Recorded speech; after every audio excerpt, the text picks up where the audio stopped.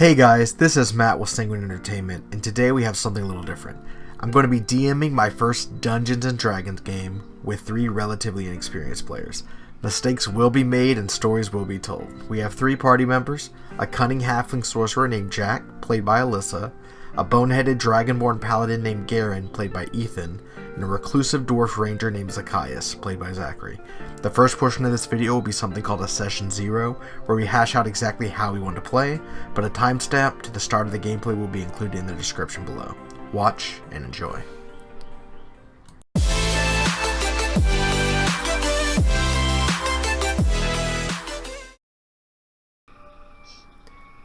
Okay guys, so first we're going to go over Session 0 stuff, and the first thing that I'm going to do is talk about my expectations for the game, and then we can talk about like what you guys want and like what you're kind of hoping from the game. So for me, I intend eventually get to play. Yes. To keep things going quick, it's easy if one person talks at a time, especially since we're not doing it in person. So for me, I intend for it to be a pretty even mix of like role-playing and combat, but everything you do in the game is still going to be role-play. So in other words, Ethan, not right now. Don't make noise or move anything. So basically, I want everything to be in the lens of roleplay. So there's a lot of different things your character might do or whatever, and if you're doing something your character would do, you want it to be like, you want it to match your character, but I'm just telling you guys now, make your character somebody who wants to work with the group. Don't make a character who's like, oh, my character would just, stab my friend in the back, because that's who he is.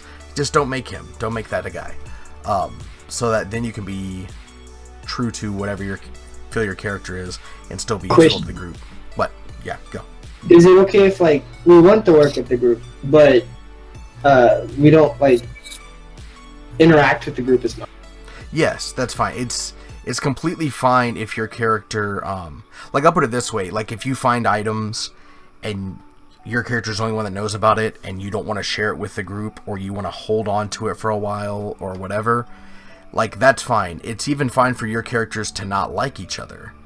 Kind of like the elf and the dwarf in Lord of the Rings. They don't really like each other. That's all fine. What I'm talking about is, and that's all within like fun of the game, I'm talking about don't do things that are actively going to upset other players, For example, let's say you get an item that can, reduce someone's strength to 4 or something. Now that's insane, but like, let's say you get access to something that can do that. Don't shoot it at Ethan and make his character practically useless, you know what I mean? Just to be funny or whatever. So these are things like, a lot of it's common sense, but I just want to go over it now to say that's how it's other people's experience real quick. So it suggests going over like location, setup, snacks, all that kind of thing. For food and stuff, I don't care what you guys do because we're not in the same place, but in general, like, don't be like munching in the mic, just because it's going to affect things. We need to get some kind of time thing laid out as to when we can for sure meet. Does Saturday nights work as a general thing for people? Like mostly.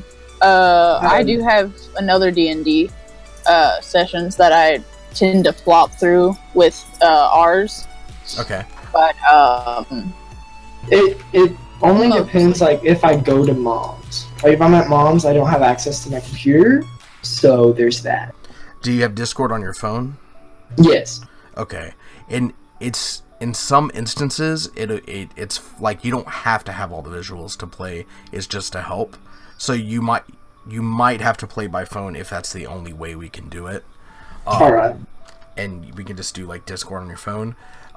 Just make sure, and I'm going to advise everyone do this, take a screenshot of your character sheet. Either picture with your phone or screenshot on your computer or whatever. And make sure it's something you can have with you. So like for Ethan, obviously you need to do it with your phone because you won't have your computer. So you're gonna want to, make sure you have access to that. Zach, you still with us? Yeah, I'm still here. Okay, I was just making sure. So the next thing I want to go to, and the reason I was asking, I'm gonna have Zach kind of answer first because I think Zach has the most experience with these type of games of this little group. Because we sort of played games similar to this back in the day, but not really D&D, kind of like a made-up friend version of it. So I just kind of want to see, what do you guys expect? What are you guys wanting out of this? And I talked about, like what kind of world you want to play in, all that kind of stuff. So like, what do you think would be like cool? Zach, what do you want out of this game? I want. Well, I know the game we used to play was, like you said, made up mostly, and it has somewhat of a realistic vibe to it, but some things were like off the wall ridiculous. Okay. Are y'all still there? Yeah. Yeah.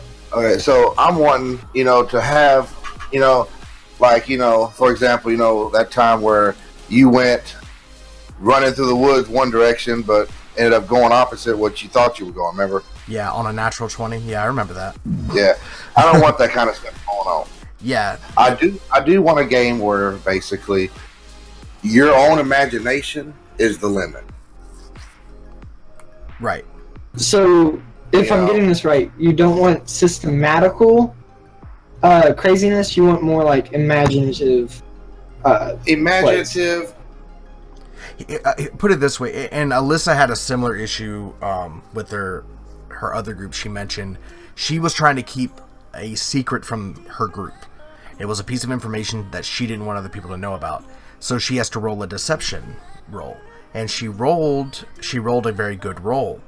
And the only person who beat her deception with her perception was another player who didn't care and did not reveal it to the rest of the group. But the DM ruled that everyone knew because one person beat it. That's just patently, there's technically no wrong way to play D&D because it's very freeform, but in my opinion, that is not the right way to play. The same way whenever I try to flee from 20 bears, which already was a stupid encounter in the first place, why he had me encounter 20 bears, I have no idea. Hey, I'm gonna mute my mic for like 10 seconds. Yeah, that's fine. In general, like, if you roll a natural 20, you should succeed if what you are doing is reasonably possible to do. If you're like, I want to jump over the town in a single jump, and you roll a 20, doesn't matter. In general with that, like, you guys aren't gonna have to worry about that part as far as like the game making logical sense. We'll come back to Zach some more with his name is Sushi, but they're typing in the bottom left corner. Anyone who's watching the recording can see all that. If I end up posting this, I'm back. All right, awesome. Then the next thing I wanted to ask you, beyond just like what you said kind of because we've had bad experiences in the past. That's actually pretty obvious. Like, what do you hope to get out of it?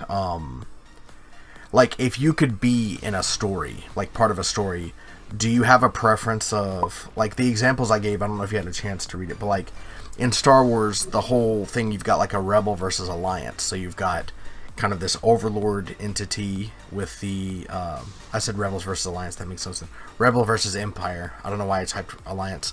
But you've got like the empire, which is kind of like the big evil people, and they kind of control things, and then you have the rebels that are trying to fight against that. So you've got like large, but then in Lord of the Rings, you've got the people who are in power. All of a sudden, a new thing arises, like the orc invasion, and all the evil wizardry and whatnot there.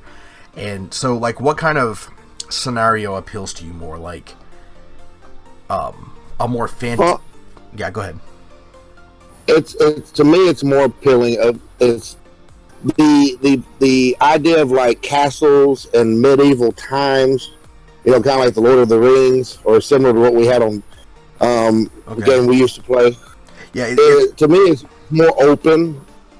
It's not set like, okay, here's, like you said, the rebels, here's the empire. You know, it's not set like it's a side thing. There's more opportunities for adventure. Yeah. In an open map like castles and you know, dragons or stuff like that. I want to be clear. What we're doing is 100% is going to be, it's fantasy and it's medieval-esque. So, like, it's not exactly medieval times like what you see in real world, because they have some level of technology because they also have magic. So there's like an interplay of that. But like what I'm asking is kind of like take away the space element of Star Wars. You've got the you could even do like it's like you've got like the underdog rebels fighting against like an overarching enemy kind of thing. Like, would you rather be like a people in the Rebel Alliance, or would you rather be fighting against the Orc Horde, like you're working with the King? Or like the difference between those two is like one is working against the King, so to speak, and the King is bad, and one is working with the King and the King is good. And then put it this way, this will be how I like to do it. Okay, say the three of us are out on an adventure. You know, we're just traveling through the woods. We come across this small village. You know, this village, you know, is having a confrontation with, or this kingdom is having a confrontation with the other kingdom. At that time, it would, you know, we could either get involved or not get involved, but it's not an ongoing thing in the game. It's something we come across once in a while, or, you know, we can, you know, say, hey, you know, I'm gonna protect this small village. I want to side with, you know, this town or whatever, and, you know, help them defeat whatever's going on at that time. So it's like a case per case basis. Right. And just so you know, like, the reason I'm asking you guys, it's not like there's gonna just be one quest. It's more of like the type of world you want to be in. Because like if I say like there's the world, like in a world like The Walking Dead, for example, you can do like a Walking Dead sort of thing, you know, minus the zombies. But like in The Walking Dead, there is no real central authority, right? You've got like ragtag groups. There's not a lot of resources available. Like, people aren't really organized. Then you can go like the other way to like a dystopian future kind of society where everything is super regimented and there's less freedom, less chaos, a lot of law, a lot of order, and everything's super regimented. So I'm just kind of getting a feel for like what kind of world you guys want to be in. I have an idea. Well, I have stuff already planned. It's just what I'm going to have you guys in contact with, sort of. Go ahead. No, it's kind of stupid, but I just thought about it. We could do a world similar to the original Hercules TV show with Kevin Sorbo. Yeah. Yes. You know, where you have to deal with, like, you know, gods and stuff like that. But, you know, he also ventured across seas and met other cultures and things like that. Yeah, that's all part of it. Kind of what I'm getting, like, that is already part of. I'll put it this way: you guys don't have access to this yet, and I'm not completely finished with it yet. But I have an entire map laid out that is continent size. So what I'm thinking is more like not necessarily no government, but like each town has its own set of rules based on one leader.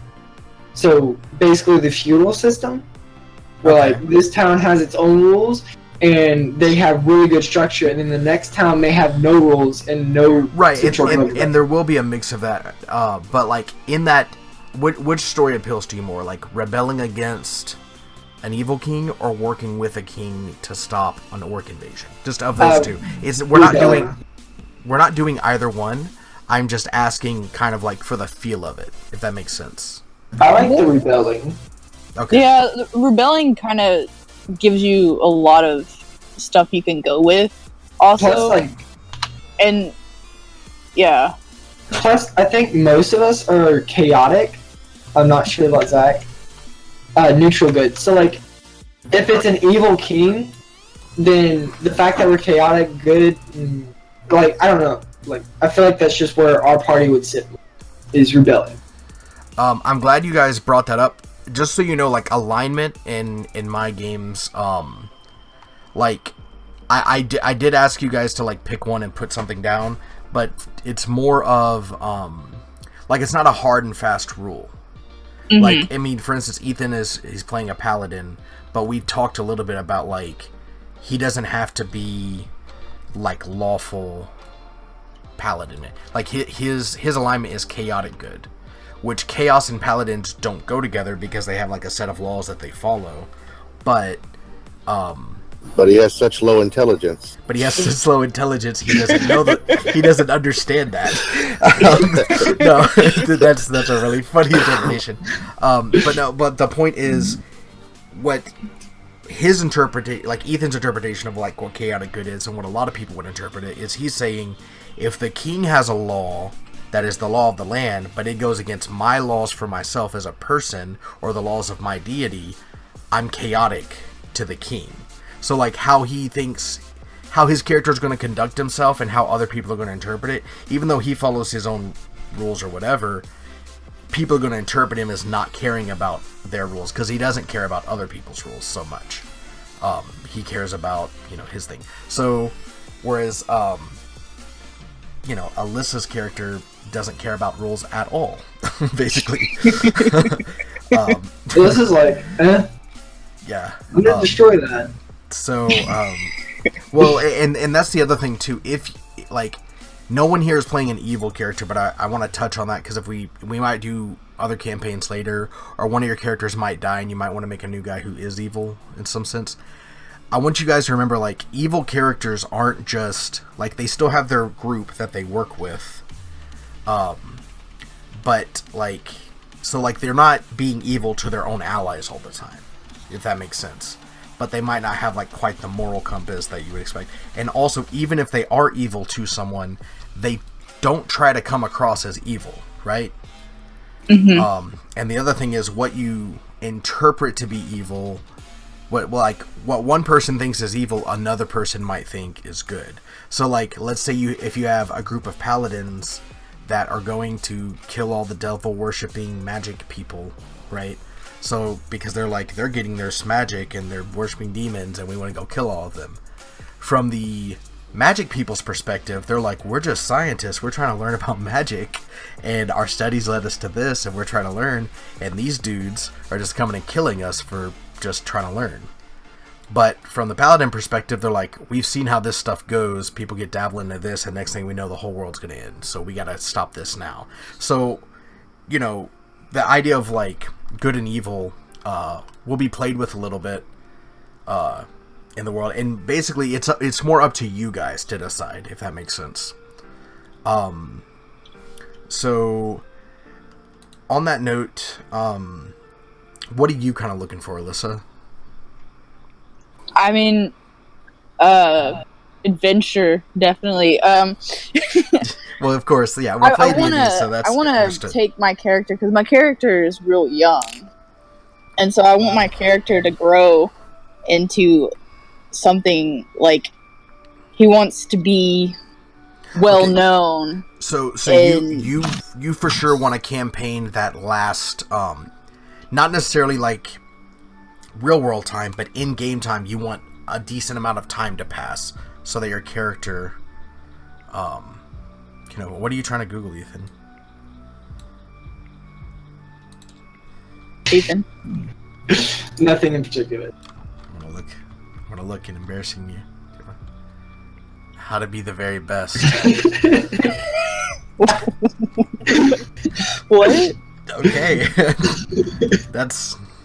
What am I missing? I was gonna see if I played it on this tablet, if it would just play in my headphones or through the... No, it plays to everybody. It plays to everybody. Oh, okay. So I don't... Oh yeah, I didn't want to, but I figured if I did this, I would get a response, so I did. But yeah. Anyways, That's where that slow intelligent comes in at. Exactly. Stop trying to Google things though, because it's asking me every time you click anything. Just say don't ask again. Yeah, I don't want to do that because then you're gonna disrupt things. So How? Well, just like you are right now, already trying to play the Ethan, Pokemon theme. Your alignment is wrong. What did you do? No, it's fine. So, essentially, for like roleplay, I want you guys to be able to feel free for like your two characters can just interact with each other back and forth. It can be serious, it can be non-serious, it can be whatever, as if you would if you were really the character.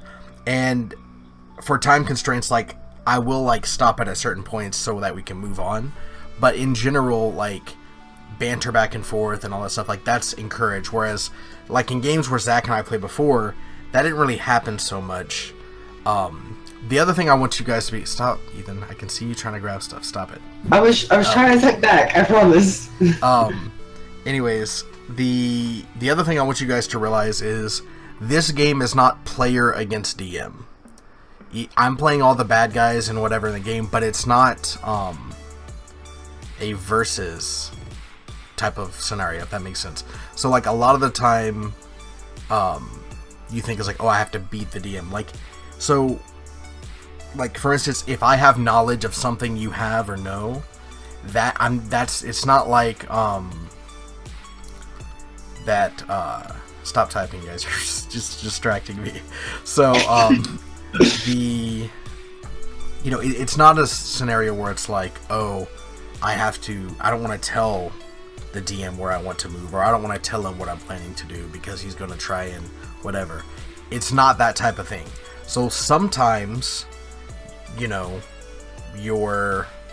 words, I'm not going to make the people in the game magically know stuff just because I do, and that goes the same for you. So, I might describe something, like I might describe a creature, and Zach might know immediately what creature it is. If he's heard of it or whatever, he might be like, oh, okay, there's some stone statues around, and there's a lizard thing. This is a basilisk, and he might know that. That does not mean his character knows that. So just because you know something doesn't mean your character does. Also, some of the things you might think you know, you might not know, because I can change anything. So I can make a basilisk completely different if I want. So just be aware of that. The other thing is there's things your character knows that you don't know. So if you ever want to be like, if there's something happening, like if I mention a name, like, King so-and-so, you can ask, like, does my character know who that is? Or you can ask, like, if we go somewhere, has my character ever been here before? If I say there's a symbol, you can be like, does my character has he ever seen that? Does that make sense? So, like, you have knowledge that you have, that your character doesn't, and your character has knowledge that you don't. So, for the most part, what I'm getting from you guys, a lot of the stuff is just general, like, hey, I just want to play D&D, which is cool, and that's fine. And as we do more, we can, like, if in future campaigns and stuff, you guys might be like, oh, I like this mission specifically. I like to do a campaign that's a lot more like that or whatever. But it's going to be a lot choose your own adventure. So, theme and tone of the campaign, we kind of know about that. How leveling is going to work. I'm doing the level up system is going to be a little different. Normally how it works is there's certain enemies you kill, and if you kill them, you get experience per enemy that it was, and then you level up when you have enough experience to level up. I am not necessarily doing that, just so you guys know. I'm doing more of what's called like a milestone level up. So just like it could be after you complete a certain mission, it could be after a couple of sessions or a length of time or whatever, but then I'll be like, all right, everyone levels up now. And it'll be at times that make sense and in intervals that make sense, but they're like, it's not going to be like a video gamey, like if I kill 100 snakes, I level up. It's not like that. And you can get experience, so to speak, and level up by doing things that aren't combat. So, and part of the reason I'm doing that too is so you guys don't have to be doing math for experience every single, like constantly and doing, like, I'm trying to keep it as low math as possible, aside from like the dice we have to use. So, as far as what books I'm going to allow in the game, there's the player handbook for sure, but for the most part, I'll allow pretty much any book. The person who this is going to apply to the most will probably be Alyssa whenever she's picking spells in the future for her character. There are spells that aren't in the core book that are in other books, and if you want to take those, it'll just be case by case. You can ask, like, can I have this? And I'll probably be like, yeah. You just need to tell me what book it's from, and I got to make sure it's D&D 5e. D&D 5, anything that's not D&D 5e, we're not doing. So if you're like, there's this spell from Pathfinder, can I do it? No, you can't, because it's a whole different game. But D&D 5e has a lot of content also. But that being said, I'm not going to make you aware of every single book. You would have to find that kind of stuff out yourself if you want.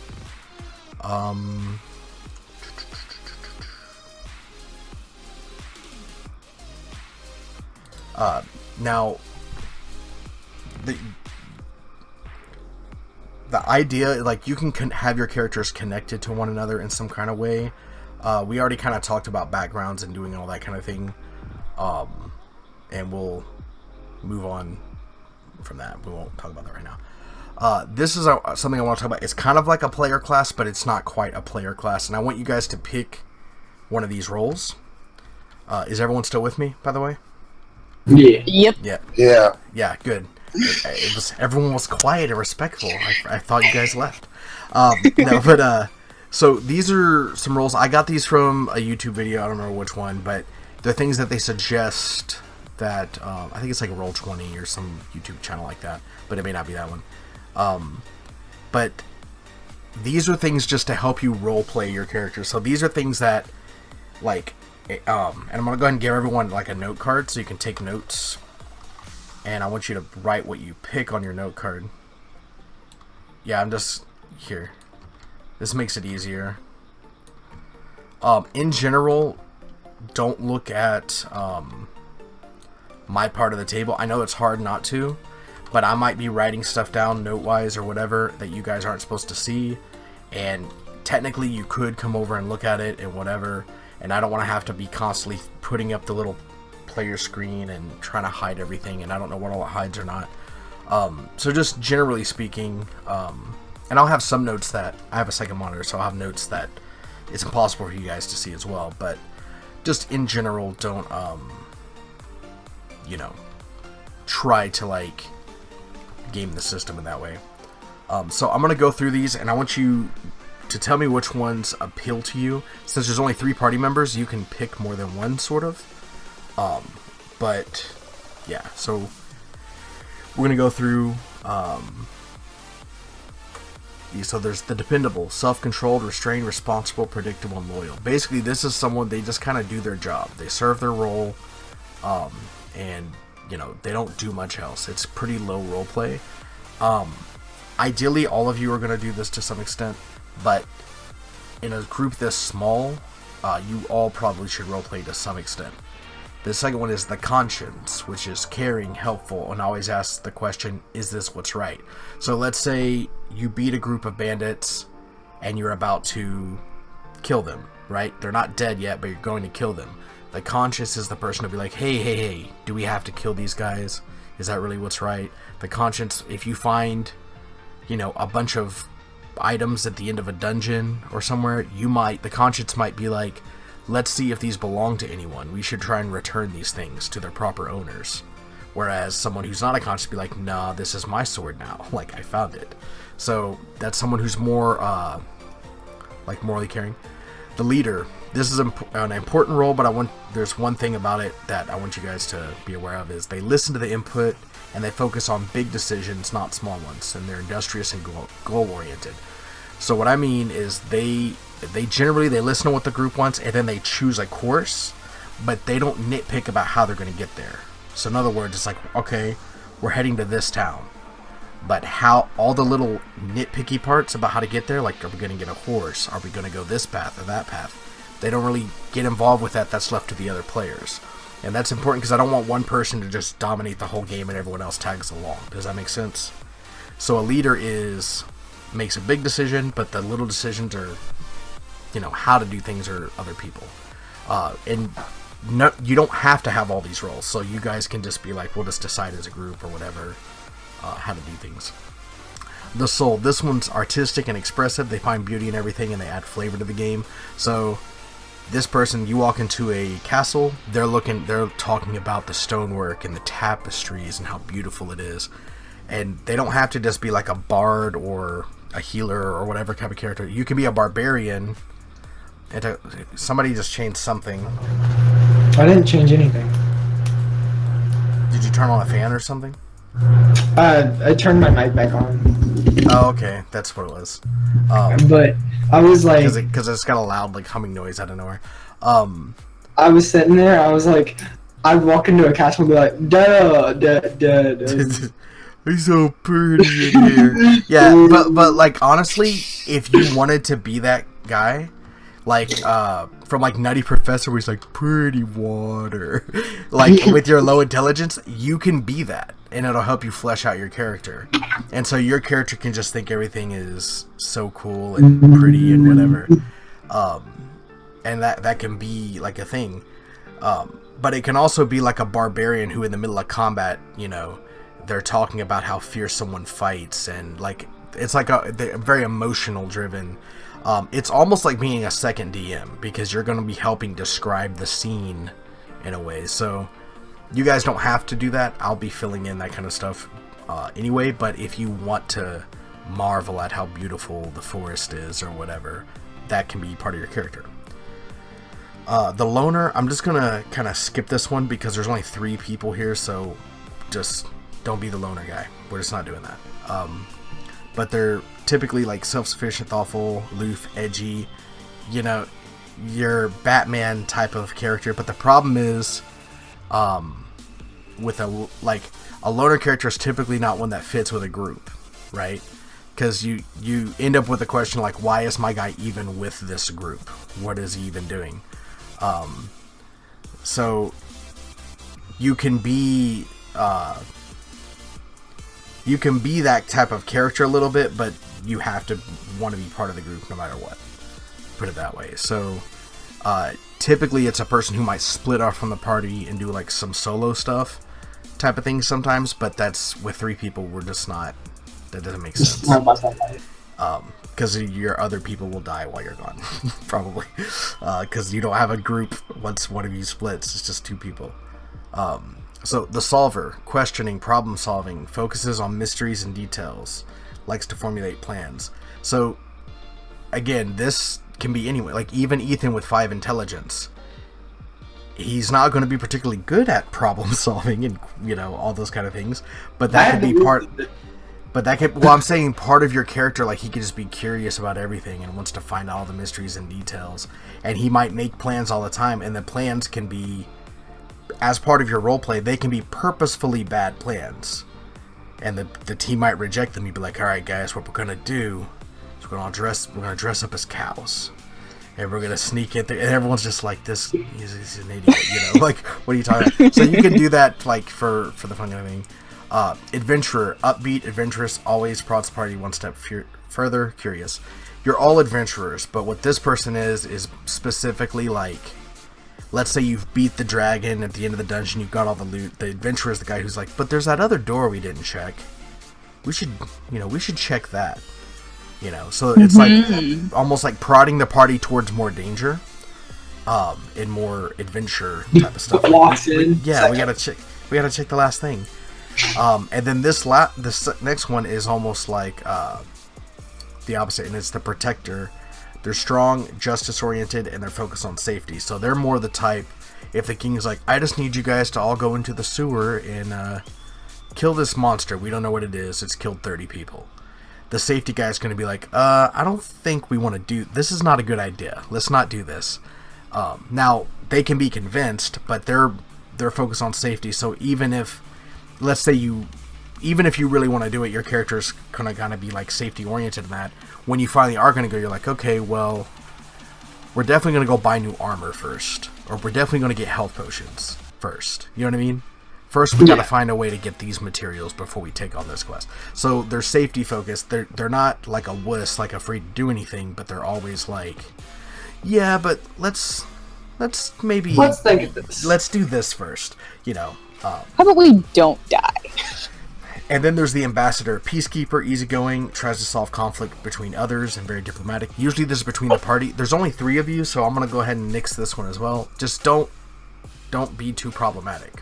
You're all ambassadors for each other, and you all need to be self-sufficient to an extent in your role, because again, there's only 3 of you. So yeah. So, dang it, my 2 screens were linked and I was zooming in on both. I didn't want to. Okay, so... Are there any questions you guys have before we go any further? How do I write on things again? Click on them. You're gonna... Well... Right click. I want you to look on this notepad and I want you to read it using your eyes. So, if you can see here, it says right-click on this note card. Boom, did it. And it says, then the name field controls the header. This is the name field. And then the other part, description below, controls, this is where you write stuff. Mm-hmm. So you right-click, and then at the very bottom, you can see there's that. Now you can get as many note cards as you want. I can't interact with my note card At all? No, I've tried right clicking, left clicking. When you right-click it, what happens? Nothing. Am I supposed to have a hand instead of a cursor? Yes. Okay, I don't have a hand. I have a cursor. Okay. First of all, I'm gonna put you as blue. Second of all, at the very left, you see all the stuff? Do you see all that? Yeah. Do you have the hand clicked? Yeah, it's highlighted now. Blue. Okay. Now you have the hand. Yeah, I see your hand now. Hey, I can do stuff now. Yeah. So I in think it's general, because you wanted the color blue. Pretty sure. Okay, so right click. So you right. Field. Yeah, if you right click at the very bottom, it'll tell you. Okay. I'm kind of upset that I'm the only one that has a player icon out. It makes me feel awkward. What do you mean? Oh, that's because they haven't picked one. They need to pick one. That's what I was trying to say. But it doesn't really matter. It's fine. Matters a lot. So, anywho, with all that, we can sort of get involved in. Let's see. All right. Okay, so what was the one you was talking about? What was it called? Where you're always wanting adventure, going into the last door. The Adventurer? Yeah, that's me. Okay. What was the artist one, and then as well as the the planned one? Except then. Hold on. Let me pull back up. The Soul and the Solver. I probably spelt that wrong. It didn't matter. It's just your notes. It's just for you. And it's just to remember, again, it's not a hard, fast rule, but it's to help you remember, it ensures that everyone's involved in the game in some way. So what did you like out of those, Alyssa? And by the way, you can have overlap. You can both have the same thing, but if you're going to have the same one, pick at least more than one. I think it was the one that was close to the end. You said something about the adventurous one where you're like, oh hey, we didn't go to this door. Yeah, the Adventurer. Yeah. Is that what Zach picked, right? Yeah. You can both. It just means. Here's what it means. You explained it the same way I did. Yeah, it's funny. Yeah. I'm sorry. I was playing with my Here's dude. the thing: if you both have the adventurer focus thing, then let's say if everyone in your party is the conscience, that means you guys aren't going to be doing any evil stuff ever. If everyone in your party is adventurer, then you guys are going to be taking a lot of risks. What's that last one that we were talking about that was close to that, but it was like, hey, let's not die. The protector. Okay. Deal. Well, yeah, those two are like opposites. Yeah. So it doesn't. Well, I was fumbling between either one. But if you take the protector and Zach takes the adventurer, what it means is like, be like, all right, go into the sewer and kill the monster, and Zach's gonna be like, let's go, and you're gonna be like, wait a minute, hold on, let me do this first. And for you, like being a sorcerer, it might be like, let me cast this spell on you first that'll make you whatever. Or, he might be like, charge into combat. Although he's an archer, so he's not going to do that. But you might be like, hold on, let me do this first or whatever. Yeah. Yeah, I think the protector, right? Yeah, that probably suits Jack better. Jack? My character. Oh yeah, but by the way, her character is a guy named Jack. He's a halfling.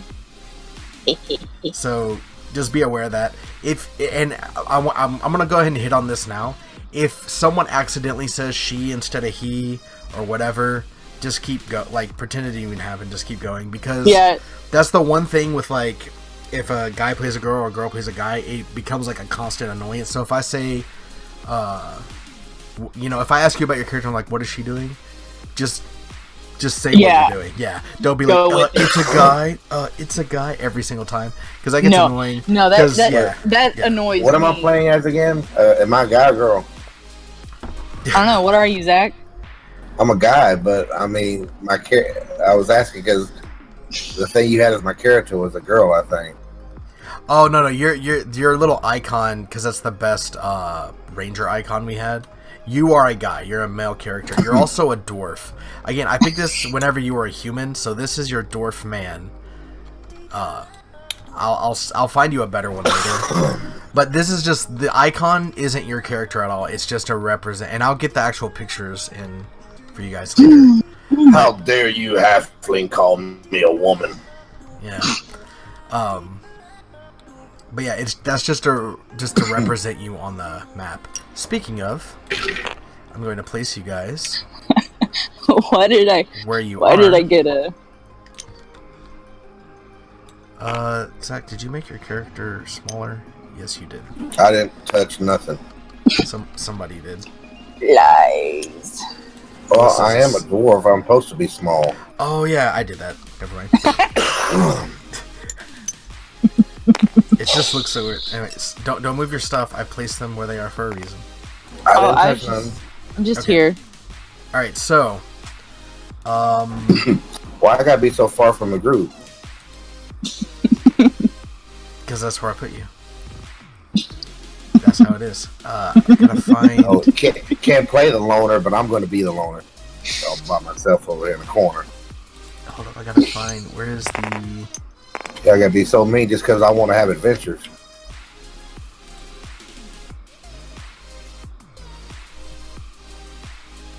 Alright. I gotta pull this up so I can remember the names and stuff. By the way, there will be times where I'll ask you guys to describe something. Be as descriptive as you can.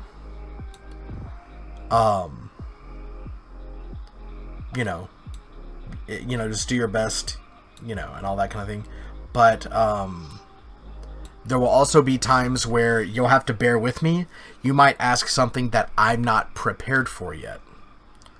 Right? Mm-hmm. So, because I can only prepare for so much. So you might be like, what's the blah, blah, blah? And I'll be like, or you'd be like, is there a blank in this town? Or whatever. And it'll be like, okay, give me a second. Alright, guys. So, here, we're going to get started. Does everyone know how to play, generally? Yeah. Okay.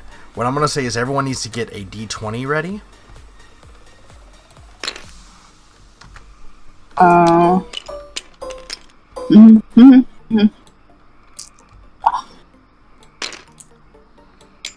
Okay. Alright, so I'm just going to jump right in.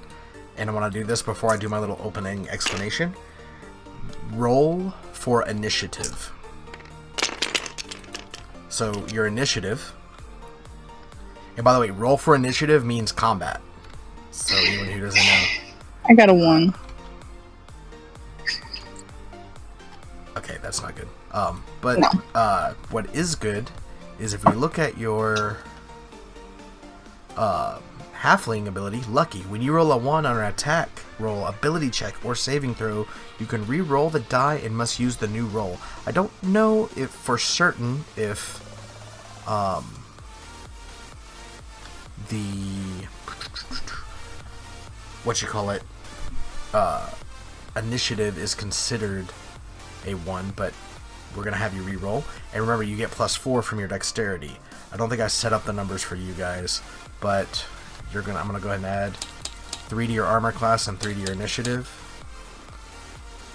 And then your speed should be 30, because that's your movement. I don't know what 9 is. I don't know what that's about. So make sure all of your stuff. So basically, you guys are just gonna roll, and Ethan had the idea of you just press enter and type in what you rolled for you guys, and you can do that. I won't be doing that because some of the rolls are gonna be secret. Alright, so Ethan got a good 17. Well, we're gonna go mostly honor system. Just don't lie. Just don't be chump.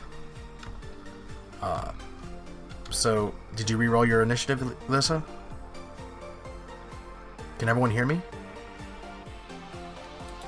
Sorry, I'll roll. Okay. I got a 17. I re-rolled and I'm crying. I was actually trying to ask you something, but I was on mute. Which modifier do I use? Initiative.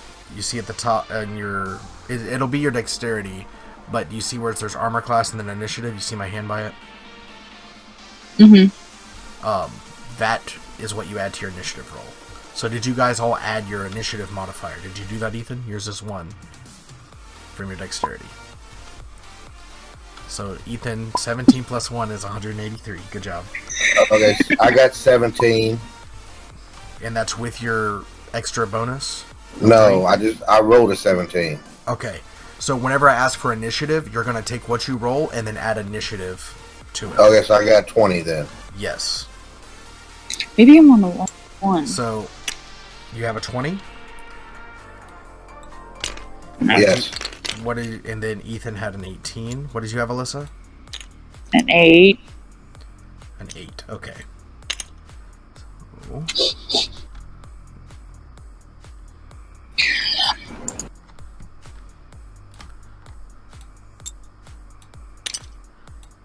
Don't pay attention to what I'm doing. Oh, okay. Yeah. This is just for me. I'm just looking at my board. Yep. I mean, I could put the little hidden thing. As a matter of fact, I probably should. Just... boom. Can you guys even see it now? I don't know. I see a gray box over your stuff. Yeah, that's what it should be. Okay. But I don't think I Yeah, it's like it was before. All we can see is the these few things. But you can't see any dice. Anything in here, yeah, none of that stuff. We can't see it. Good. Yeah. So now this is where I go into story mode, right? Alright, we're beginning. Aye, Captain. So you kind of feel beneath your hands some dirt, like a very oh gosh, freaking loud humming. Okay, Ethan, your mic. Yeah. No, it's fine. It's just avoid humming if you can. So you feel, yeah, muting from, or we can maybe do push to talk. This game has like a talking thing in it too, but I don't know how well it works. So anyways, you feel beneath your hands, you feel like a kind of a sand below, and you feel kind of some caking around the edge of your lips. I'm talking to Zacchaeus. You feel around the edge of your lips and in your beard, you can feel that there's just this dirt and grime and sand and you kind of got it in your eyes. You kind of slowly start to open them, and you're kind of wiping it away from your eyes. And then you look, and you can see, as you look to your left, you see a large, in tattered rags, large dragon-like entity. And your immediate reaction to seeing this is you reach down to your hip to knock an arrow, and you realize you do not have your clothing, but you also do not have any weapons. Your bow is gone. You used to carry a side hatchet. That is also not present. You don't even have shoes. You're just wearing tattered rags on your body that they don't even really fit you. They're just kind of fastened on with some ropes to kind of made to stay to your body. But they're clearly not sized for a dwarf. They're sized for more like a human or general size. And as you look closer, you realize this dragon-like entity is a dragonborn. Jet black skin with white horns curling around like ram's horns to the front. He's huge. He's about 7.5 feet tall. The clothing he has is skin tight with scales and spikes ripping through it. It's clearly not sized for him either. It's also sized for a human. And that's all you can see at the moment. So, as you're sitting here, you start to look around your surroundings. You can see stone walls around you. You can hear crowds yelling from the balcony.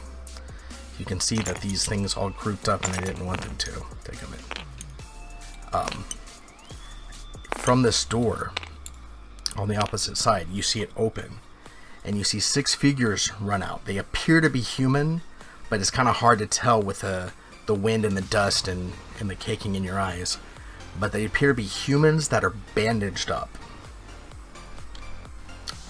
They look like they went through the dryer too many times.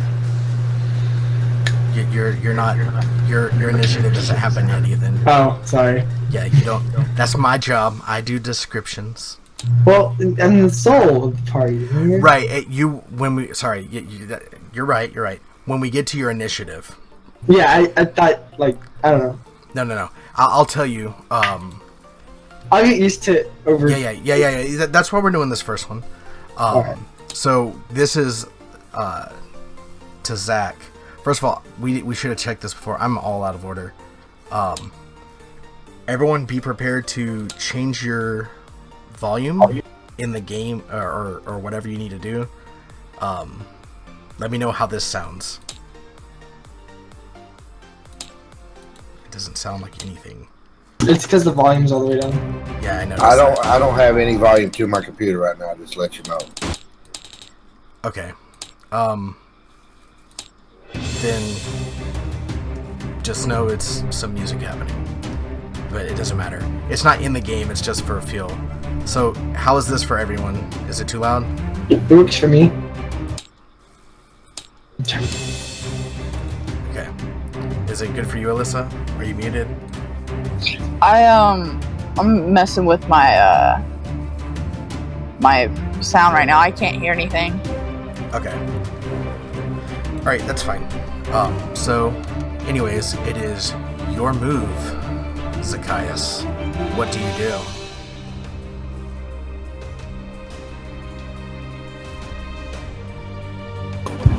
I want to walk over to the Dragonborn and find out what's going on.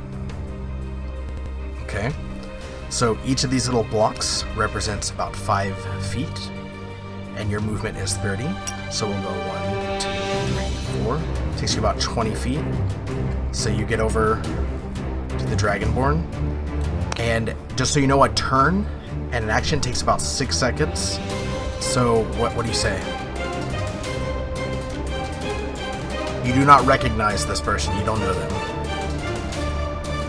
Excuse me, but why are we in this stone wall? And who are they standing over there? And you can reply. I just woke up and they look like dryer. Okay. That's all I said. That's what he says. All right. So, the next This turn. man seems short of some screws.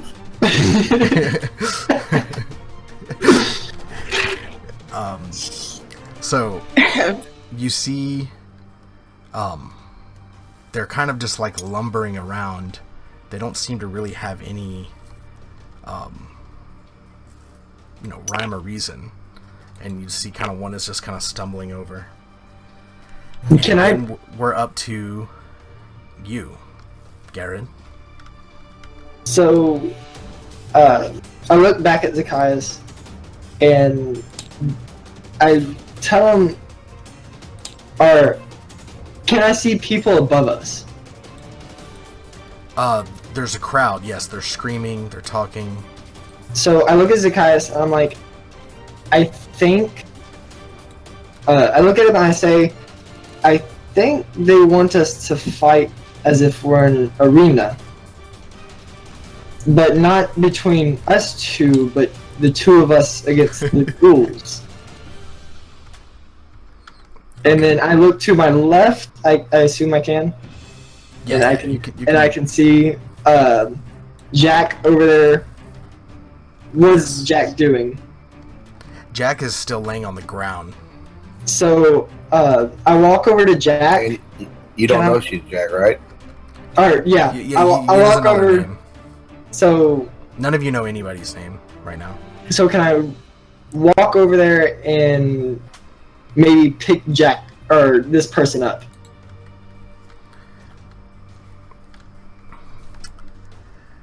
Yes, you walk over and you go to pick them up. Dang it! And you critical fail.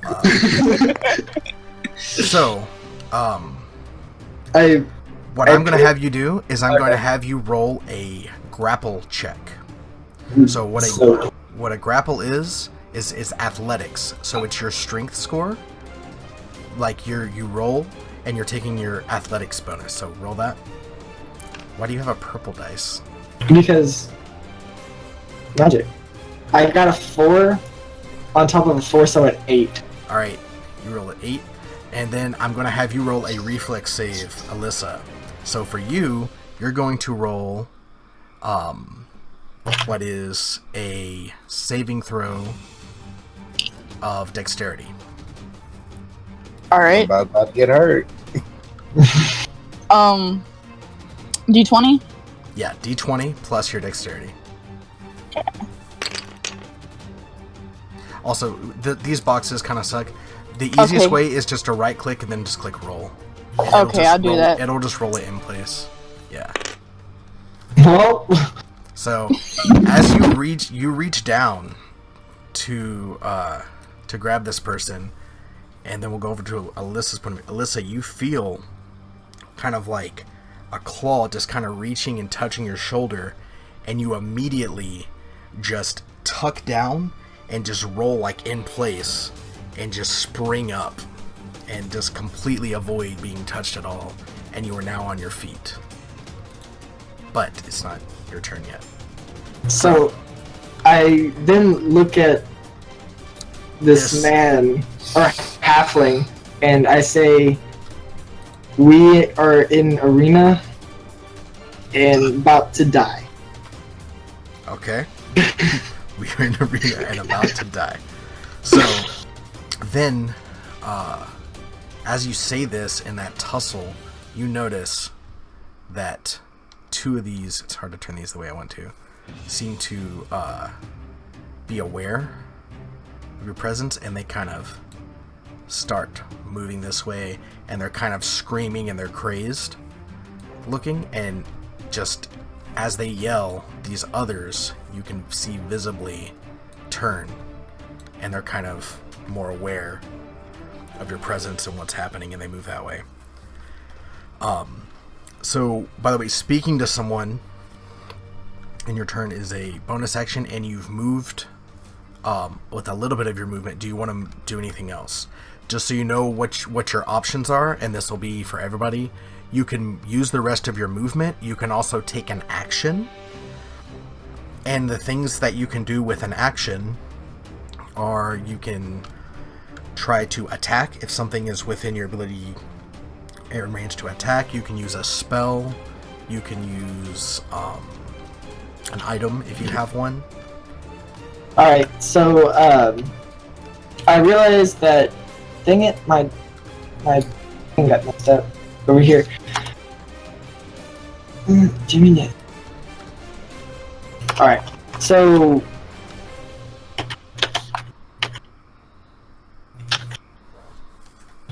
sorry, I'm fixing my sheet. So as I realize that these ghouls yell at me, I decide to use my acid breath and hit the one that's closest to the right. So this one. Okay. So you all see as this large, just 7.5 foot tall dragon creature just turns and sees that this guy's moving towards him in a sprint, and he just kind of bellows, and just you can see like a greenish, just like a sludge and kind of like a gas just bellow from his mouth and shoot out 30 feet in front of him, and it's a 5 foot wide thing. So just so you know, you see your breath weapon over here on the left? Yes. Right. So this breath shoots out, and it's the DC for this saving throw equals 8 plus your Constitution modifier plus your proficiency bonus. What that is that's what they have to beat for you. So, it's 2d6 on a failed save or half as much on a successful save. So they have to beat an 8. Plus my Constitution modifier, which is 3, right? Right. Plus my It's plus their Constitution modifier, which you don't know. So they successfully save. You roll your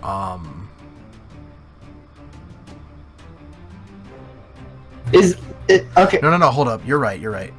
The DC for this saving throw equals 8 plus your Constitution modifier plus your proficiency bonus. So I would assume 8, my 9, proficiency. 10, 11, 12, 13. So Alright. they did not save. They failed. So Alright, you are going to my roll. question is if I can hit these two, this one on the left and the right of my line. No, never mind. They're too far apart, I think.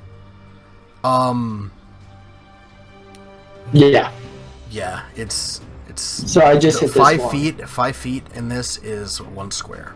Right. So there's none quite close enough for that to happen. So, boom, you do that. So you got to roll your damage, which is 2d6. It's a D6. So you can take your d6 here, or you can get 2, and you roll those. 4. All right, so 4. You acid breath, and you all see as this breath just hits this entity in the chest, and just kind of blast and just kind of flows up like a splash of water up into its face, and it absolutely just has disintegrated a hole in its chest, and its entire head is gone. It's dead. Just boom. You just see the 7.5 foot tall dragonborn just acid breath this thing into oblivion. By the way, during your turns, you're allowed to do anything you want. You can be like, I want to look around, I want to anything like that. You can do that, and you can use other skills that you have. So like, for instance, when it already happened, but like you were like, I want to go pick up Alyssa, and I had you guys make the skill checks, because basically you're trying to grapple her, pick her up, and then she doesn't know what's happening, so she reacted with reflex. So we are now in the lineup to Alyssa. Yay. So what would you like to do, Alyssa? I want to kind of get behind this big dragonborn guy. I've noticed I might want to befriend him in this situation, and just kind of Jack just goes, Merlin's beard. Oh, what is happening? And just kind of backs up. All right. And not completely behind him. He still wants to be able to see. And Are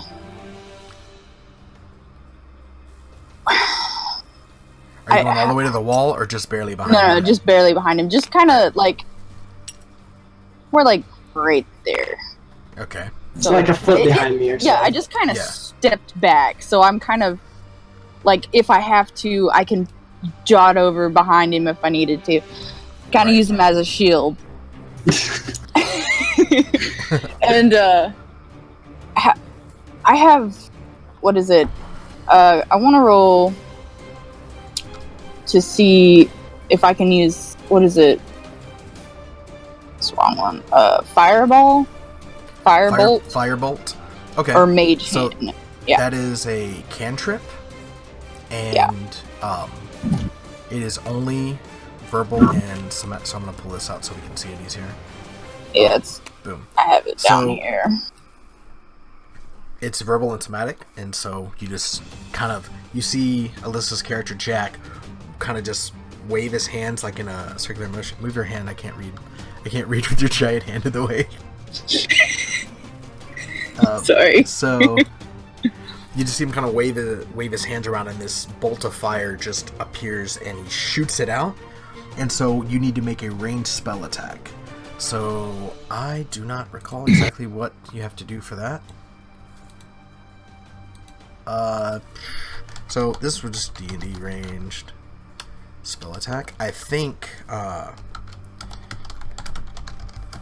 it uses your spell DC.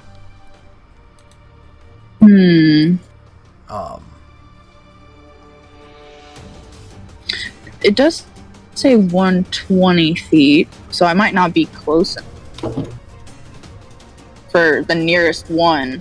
I might just frighten him, because I can't tell. I don't know the. No. You're close enough to hit him. Range 120 feet. You could hit. Okay. Him. Yeah. Okay. Because So- they're only Yeah, I don't know where the ruler is. they're 130 feet away. I don't actually. So every square is 5 feet. Oh, Alright, so your spellcasting is your charisma. So you roll a d20 and add your proficiency bonus and your charisma modifier, which is a total of +6. So roll a d20. I got a 20, and then you said got a charisma. natural 20, which is a hit, and it's going to be a critical. And I don't know how critical works for magic, so we're just going to double the damage. You roll a d10 for your fire damage. Is that? Whoa. Where did that? What? There it is. Let's get it over here. Oh, there we go. So I haven't rolled it yet. Okay. It's a 4. a 4, which we will. Well, I'll ask you guys, what is your preference? To roll whatever it is going to be the standard for the rest of the game. You either roll the same dice twice, or you just double it. Or roll I would 2. say, I feel like rolling 2 dice at the same time. Yeah, okay. So, you'll basically just roll that again. Okay. Yeah. Okay, so same result either way. This firebolt shoots out, hits. Which one were you aiming at? This one right here. It just smashes into this guy's chest, completely just engulfs him in flames, and he kind of just like runs around a bit, and as he's doing that, he burns and completely disintegrates. He is gone. Cool. Alright. So, now that all of this has happened, these guys are fully aware of that something's up, and as you guys look, you realize that these guys, they're bandaged up, and as part of their bandages, their eyes are covered, so they can't really see what's happening, and they're just kind of going off of some kind of sense, either just hearing or smell or what. You're not entirely sure how they're navigating about, and you can see that some of them or actually have bandaged around them. They have what appears to be like various types of pieces of metal, maybe like old, discarded metal or rocks or things that are bandaged to their hands in order to what you assume is to do more damage to you. So these guys now take their turn, and they just start a full sprint towards you guys. And we're back to the top of the round with Zacchaeus. Well, after observing what's going on, I could tell that I'm greatly overmatched at the moment because I have no weapons. So what I first would like to do is greatly and intensively look around my surroundings to see what is all around me. What specifically are you looking at? Anything and everything I could use as a weapon. Okay. I want you to roll a perception check. Perception is under your skills. You are proficient in perception. So if you look at it on your skill sheet, it's next to wisdom. So you have your wisdom modifier plus your proficiency bonus will be a total of +3. So I'm going to ask you to roll a d20. Okay, and also I would like to know, are they carrying anything other than what's attached to them? Okay. So yeah, just roll your d20. Ooh, that was almost bad. Did you hit R to roll, or did you just click it? I highlighted it and clicked it. Okay, to roll, you right-click and then hit R. We'll count this roll, but you'll right-click and then say roll, like that. Which, I mean, same result either way. I'm just, because otherwise, it'd be really hard, but if you're skilled enough, like if I wanted that 19, I could just be like, hey. Okay, I failed, but whatever. Also, you just get better rolls, and it's for sure random. So, as you look around, to see if there's anything you can use, possibly for a weapon, you're looking down and you can see around at your feet, there's not a lot near you close to be used. But as you're scrambling around, you notice that there's what appears to be like a rock. It's kind of jagged. And you figure if you had to, you could grab that rock and bash someone in the head with it, or maybe chunk it at something. You're not sure how effective it would be, but it's there. As far as anything else, you don't see much.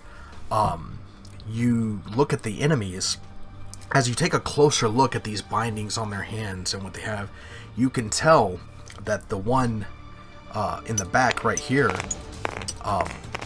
has what appears to be broken glass is embedded not only in its arms and tied in, but also on its legs and on the crown of its head. It has like broken glass, just various types of bottles and like even some metal shrapnel, and nothing that appears to be an actual weapon, but that, as far as you can tell, is not something you want to come in contact with. And from your ranger training, you know that the potential for disease getting hit by it is there. So you do not want to get hit by that one. But as you look at the one close to you, you can see it's not in very good shape. But on its arm, not holding it, but strapped to its arm, it appears to have a rusted sword that is protruding out and giving it a bit more reach that it could hit someone with. And you can just kind of see it.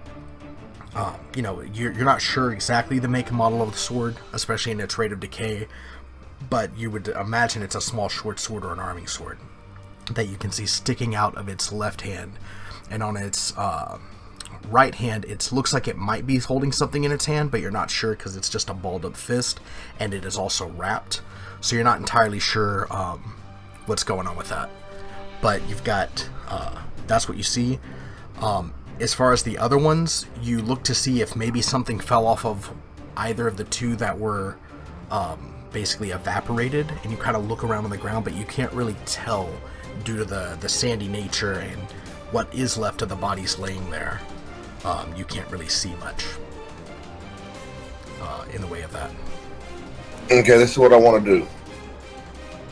Okay, I want to pick up that rock that I see on the ground and see if I'll be able to throw it like a ranged weapon. Okay, you reach down, and as you're feeling to kind of examine this rock more, you can tell it's what appears to be a piece of a large stone brick, like a corner that has been chipped off and fallen away, and it is laying there, and it's kind of like the corner, but it also goes down a bit, so it's got like this long jagged thing, and it appears that it would function much like a dagger, but you don't think you could throw it with any level of proficiency because the weighted end is more where you would be holding it, and it doesn't appear to be balanced. But I want you to go ahead and make an intelligence check right now. It's just a roll plus your intelligence modifier, which is 1. I roll a 20-sided again? Yeah, just a 20-sided. And you can just hit R, yeah, or right-clicking. What is that, a 13? Did that land on his head? No, it's a 13. It looked weird from my angle. You think that it's possible with this rock, like kind of looking at it, that you could maybe within, you know, what will amount to in the game a couple of turns, but for you it's maybe around 20 seconds. You think you could possibly get this rope that is tying on your clothes and kind of slip it over and maybe tie it to this rock and create some sort of flail weapon that you think might give you a little bit more distance than just bashing with a dagger. You know that you aren't proficient with that style weapon, but you are proficient in being able to tie the knot and make that weapon. And you could use it as something. So that's what you know. Otherwise, it's just a rock that you can hold in your hand to bash, or you can just throw it as just a thrown rock. Okay, let's go ahead and make that weapon. Alright, so you pick it up. That's a bonus action, which, with your action, this is the first turn. You see this ranger just kind of glancing around in a very lizard-like fashion. It almost reminds you of one of your family members, Garen. And he's just looking around, and you just see him like scuffle and grab something, and he just starts taking off his clothes and starts, wrapping and filling with something. You're not entirely sure what's going on, but that's what you see. So you've started fashioning this weapon. We are now to the ghoul's turn, who's dead. He's dead. Now it is Ethan's turn. How many times can I use acid per day? Once a day. So that is gone. That ship is sailed. Can I roll a perception check to see if there's anything around me that I could use as a weapon, or to understand what this person on my right is doing? Okay, yeah. You can roll a perception check. That will be, it's using your perception, which you are not proficient in, but you have 12 wisdom, so it's a d20 plus 1. So 8.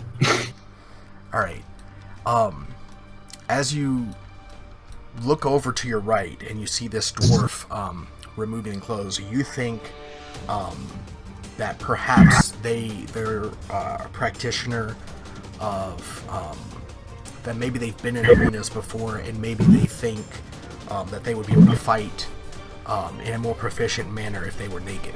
So you interpret that they're just trying to get their clothes off. As far as looking around for a weapon, you don't see much in the way that you could swing around, but you do see to your left a halfling, and you think that if you had to, you would be strong enough to swing them as a weapon. Not proficiently, but that you could swing them like it's just a large object. So that's what you see. Knowing oh, that's hilarious. So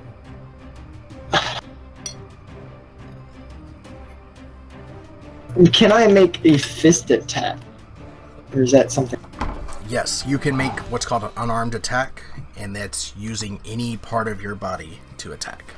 Alright, so could I possibly walk up to this first ghoul and kick it in the face? Yes. Alright, So as you see, the rest of you see kind of this large dragonborn guy kind of look around, and he kind of looks to his right, and he just kind of looks confused for a second, but then he kind of like nods. You don't notice this, Zacchaeus, because you're busy doing your thing. You're not really focused on that. And then he kind of looks to his left, and he's like, "Huh?" And he's like, "Nah, that's not what I'm gonna do." And then he just runs forward and goes to make a kick at this. I'm using the thing for a ghoul, but it is, as you can tell, it's very much a human bandaged up. And so you're going to go ahead and make an unarmed attack. So you're going to roll a d20 to see if you hit. Well, you got to add your strength modifier. So 7. So you see this Dragonborn just rushes in full of vigor and just jumps in the air and kind of does like a spin kick about 5 feet away from his target and just completely, like, you guys aren't entirely sure. It almost looks like he's play fighting. He just does absolutely nothing. Misses the target entirely. So we are down to these other 2 ghouls.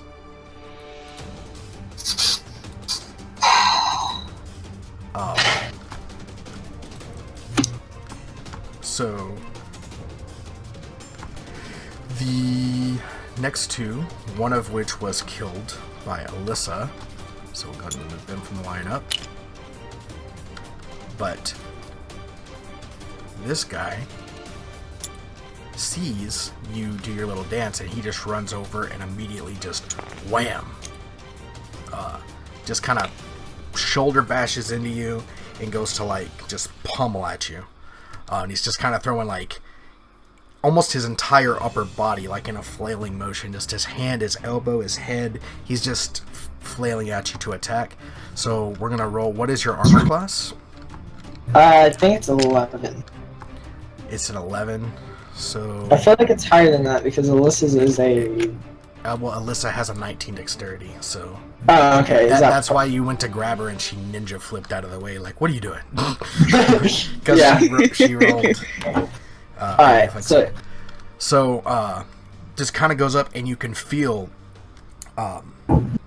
shoulder and head, and this one, you're lucky. It tends to be one of the ones that's not really have any armament added to it, and it just kind of bashes into you, and just kind of you feel an elbow sharply hit you in the side, and it does 3 damage to you. So you take 3 damage. You can use a note card to keep it, or actually no, current hit points. Yep. Oh, my bad. I shouldn't be doing that. You're right. You should do it. I shouldn't be doing that. So you guys see one of these ghouls goes up and just wham, smacks Ethan. Not so good. So then this other one sees that happen, and he's like, "Hey, I think I could do that." But he runs up, and he's just kind of behind these others, and he can't quite get there. So he just kind of runs up, but not being able to perceive too well, he goes and swings at the ghoul in front of him. And he hits the ghoul, like just kind of hits the other ghoul, and just kind of jabs it in the back, and you kind of hear, I keep saying ghoul, it's a person, but you hear like a cracking sound in its back as it's kind of like mushed between you and the other ghoul. Then this one sees what's going on, and he's like, "Hey, I think I can get in on this action." He runs up, he makes a swing at you as well. This one, he's kind of swinging more wide and flailing his arms more wildly. And this one, you notice, has shards of broken glass coming at you, and it kind of hits you and slices into your shoulder with some broken glass shards, dealing 1 damage to you. So that's 1 more damage. Didn't get you too good, but he did get you. And then this last one right here in front of you, he has the sword attached to his arm, and he seems to be, if we can call any of this fighting proficient at all, which it isn't really, they're just kind of failing. He seems to be the most proficient, and he jabs at you, and he seems to definitely be the best at striking, and he hits you for also 1 damage with the sword. You luckily are able to side swipe it again. He hits you kind of on the same shoulder, so it's kind of like a paper cut and then like a deeper paper cut. So that puts you down to 8 hit points. Yes, sir. All right, so we are now back to the top of the round. Zach, you are seeing this happen right in front of you. You're still fastening this weapon. Would you like to continue doing so? What happened to the halfling? Oh, you're right. Yeah, Alyssa. I'm dumb. I'm dumb. It is Alyssa's turn. We actually, I skipped you, actually. Go ahead. It's your turn, Alyssa. Yeah, I'm here.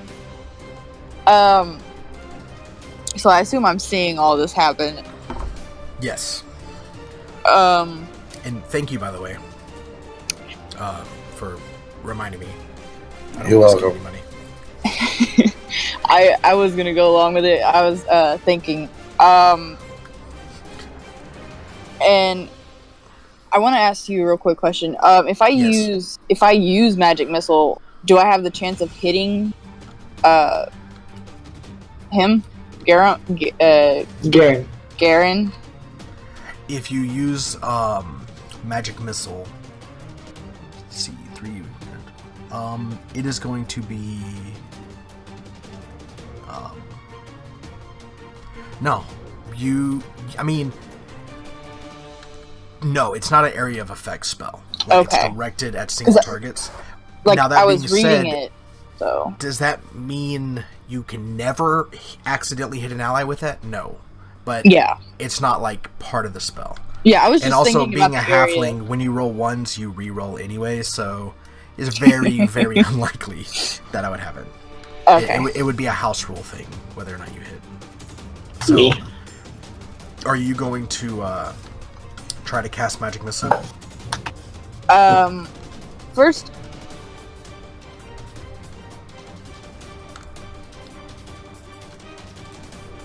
Yeah, I'm gonna scoot up just a little bit though. Okay. But kind of like in anticipation, I kind of go for just to my initial move, like because I'm worried about this. Use the line tool to show me about where you want to go. Okay, the Yeah, that line helps. tool. Oh, that's what y'all been using. Yeah, Mm-hmm. you can Okay. do that.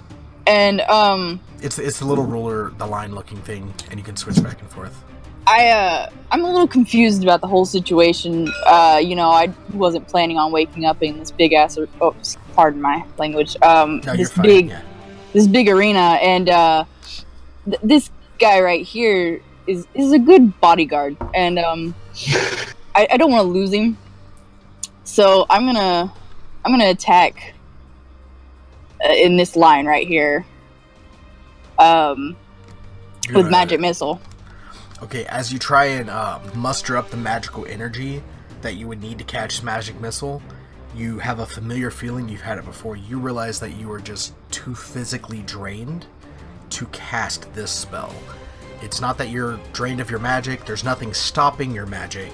There's nothing of that nature. It's just you go to try and cast it and you realize you just don't have it in you. Okay. In game turns, you do not have any spell slots. You are expended on your spell slots right now. Okay. Yeah, because So okay. you can cast cantrips. All right. Let me look at here. So you know these spells are spells you're capable of casting still. But you cannot cast Magic Missile or Sleep because they're just too much right now.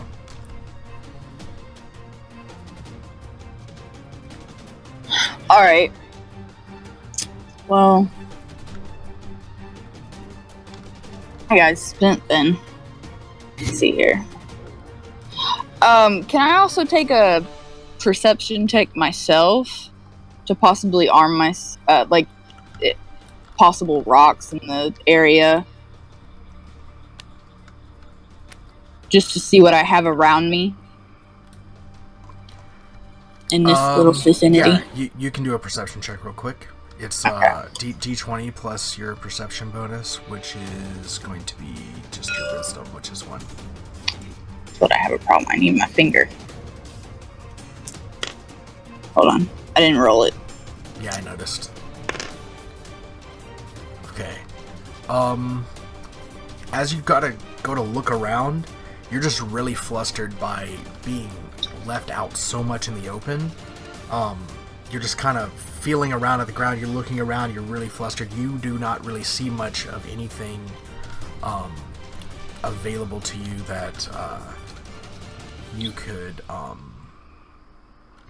get.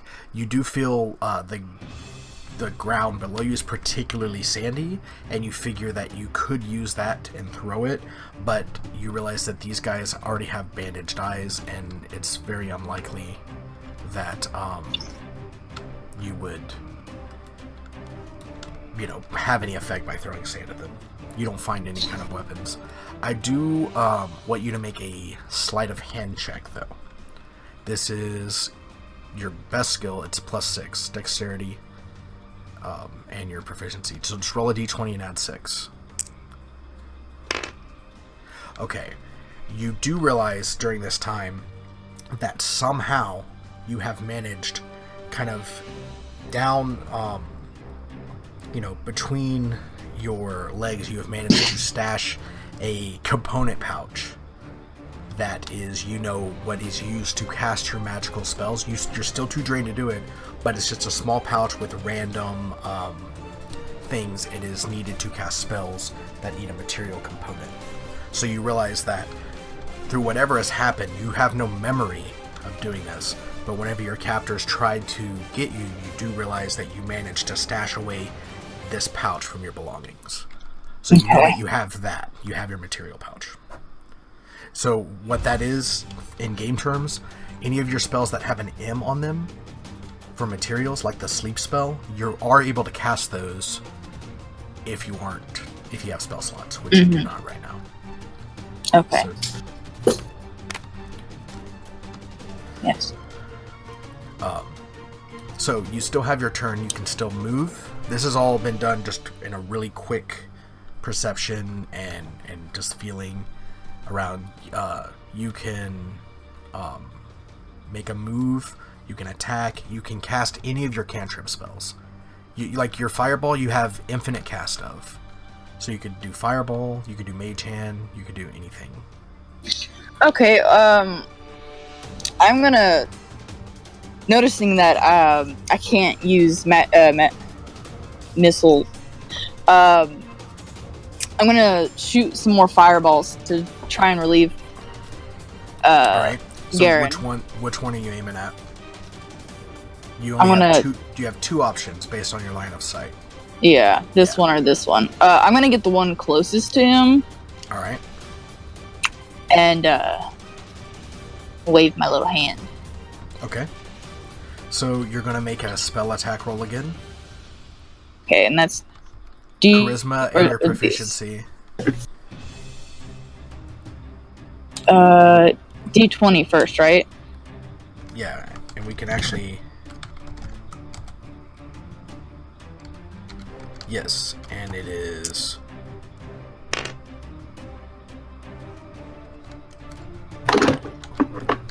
Right back. So you're gonna roll your. Did you roll? Yeah, I got 4, and then. Do you want me to go ahead and roll these or no? Well, you rolled a 4. So it's barely enough to hit. Yeah. So you're gonna roll 1 d10.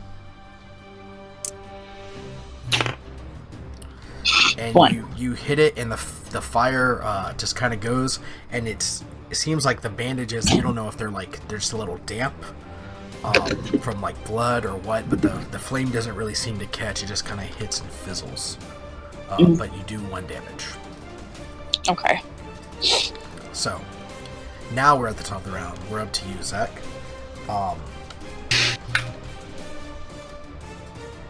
I want you to go ahead and roll a survival check. It's one of your skills. Are you there, Zach? Yeah, I was about to do something. Yeah, sorry.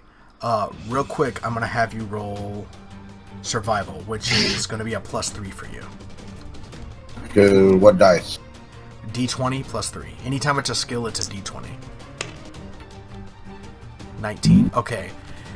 Because you're so skilled at your knot tying and your ranger skills, you have managed to already craft this weapon, which is just kind of double looped, so that you have it held from 2 angles, and it's just on the end of a rope, which is which is maybe about 3 feet of length of rope with a rock at the end. So your weapon is crafted. Okay. Sorry if that threw off your turn, but well, it threw me off a little bit. Okay, thinking this whole time, and then I changed it. Yeah. Okay. Now I wasn't quite paying attention to everything going on, but I noticed that the bandage people have gathered around the Dragonborn. I want to see how much of their attention is still on him. They seem to all be. There's 3 on him, and they're almost like leaning into him, and he would probably be thrown over if he weren't just such a large. He towers over them by 2 feet or 1.5 feet, and there's even one kind of behind the other just trying to get at him. Okay, and from my observations earlier, I also know that they go by senses. So what I want to do is I want to stealthily approach from the back of the Dragonborn, and then jump over him to the back of because I have acrobatics and athletics. I want to use him as a springboard to get to the other side of the things, and then try to hit all 3 of those with my weapon. Okay, what I will say is that you're not going to be able to hit all 3, and your character knows this. Like, well, that's why you said they were all on top of him, so I figured they were close together. Right, but I'm just saying they are, but you can't hit all of them. It's kind of, you're just swinging a rock on the end of a rope, and you won't be able to hit all 3 of them in a single turn with that. You can do everything you said you wanted to do, except hitting all 3. Well, question. Yes.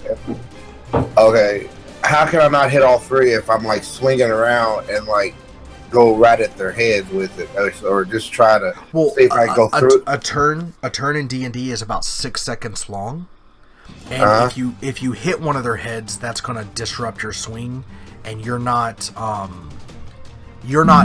particularly proficient with the weapon also, but it's also just so you know, like flails, that's not something flails can do. There are characters that get skills to do that. You don't have that ability. Like, okay, I got a better idea. It would be breaking the game if I let you hit all 3. Okay, I want to do what I was going to do, jump over him, okay, and then I want to use my sleight of hand, because I have that, okay, to take the sword out of the one,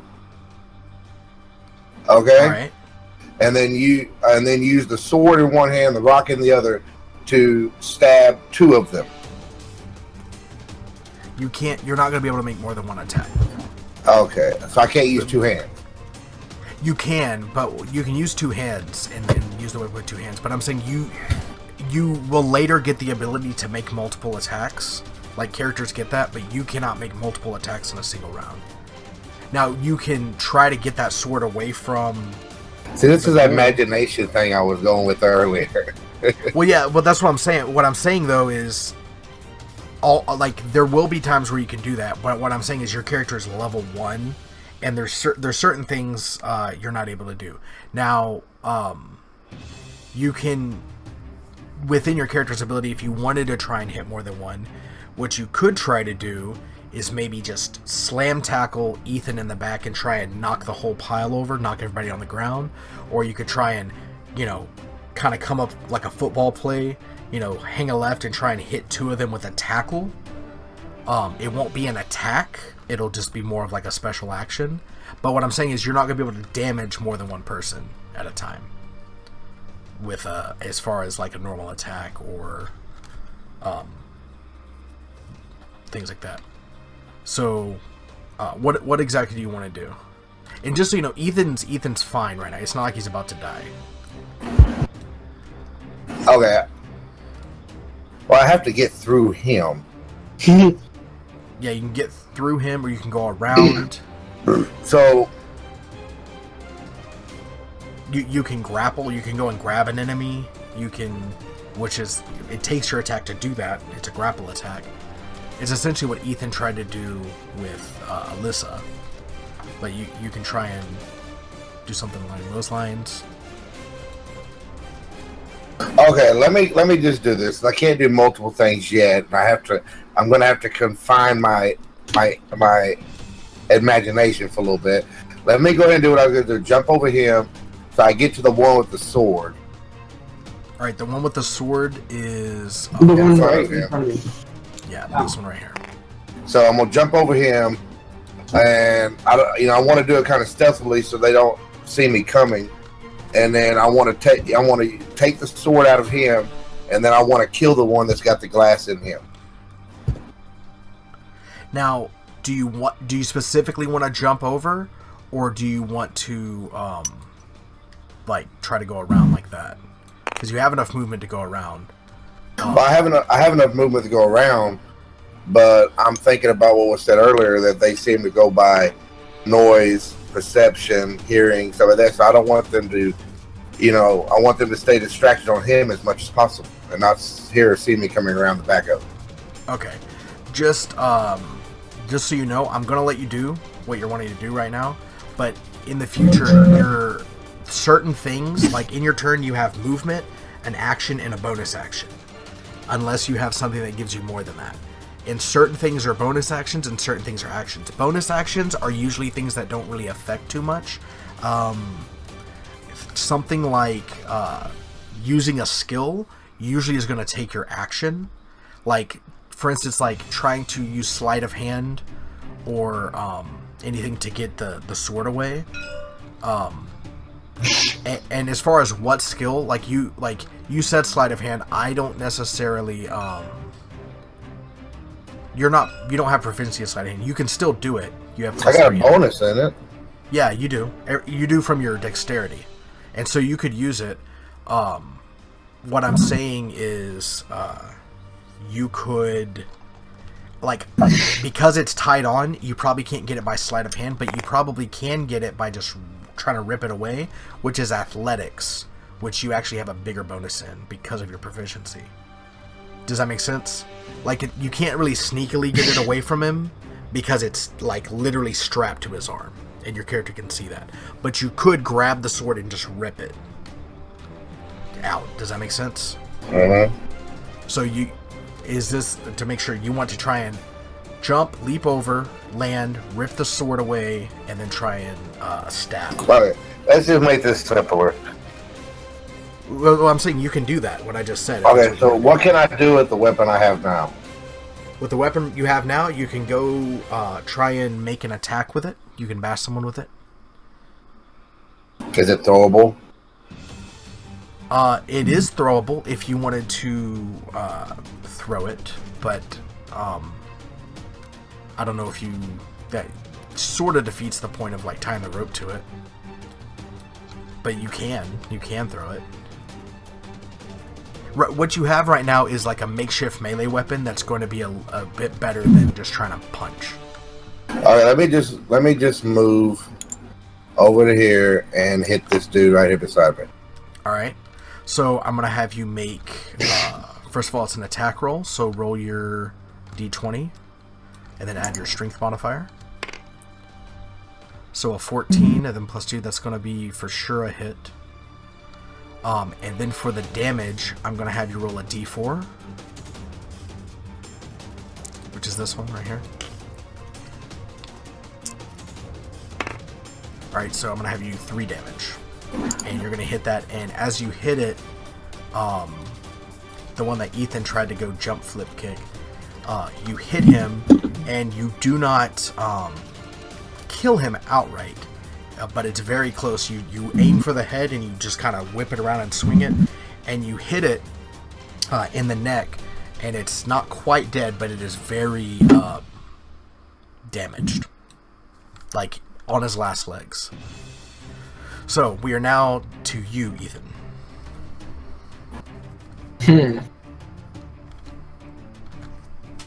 Alright. So the one, so just for instance, this one right here is almost dead, correct? Yes. This one is not almost dead.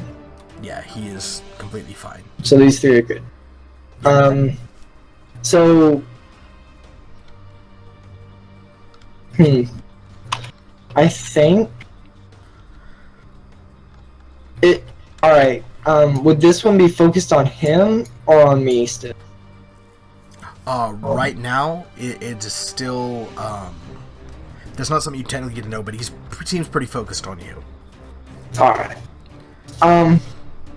I mean, it's literally just been, like a mere moment. He just got bashed in the back of the neck. He hasn't really had time to react. All right. So,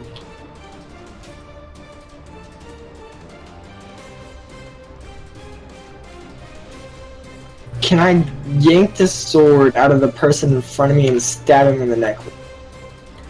Yeah, we're gonna have you make an athletics check against him. So roll a d20. Yeah, d20, and then add your athletics, which is 4. Okay, so as you kind of go to reach and you just kind of grab onto the sword, and you're kind of throwing an elbow up to keep this guy from trying to bite at you. He's just really trying to get at you. He seems the most aggressive, and you grab the sword and you're kind of like lifting and pulling at it, and it comes off, but a lot of the bandages are kind of like unraveling with it, and it seems like some of the flesh on his arm, you kind of like rip some of the hide off of his arm just because you're that strong, and you just ripped it, and you don't really have a good grip on this sword. You're kind of holding like a bunch of flesh and bandages in with your hand, but you just take it and kind of with a single deft swing, you just kind of ripped it, and you're kind of swinging it up at the ghoul's face. And so we're gonna go ahead and have you roll an attack. So that would be. You have the sword in your hand. You're making an attack roll now to see if you hit. So it's a d20. It's basically the exact same thing. Okay, a 5 plus your strength. So it's 9. Yeah, you miss.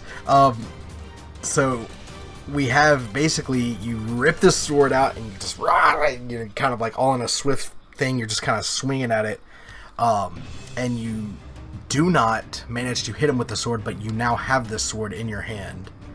And you guys notice that as he has the sword in his hand, he immediately just kind of takes a step back, and he appears to know how to use this weapon fairly well.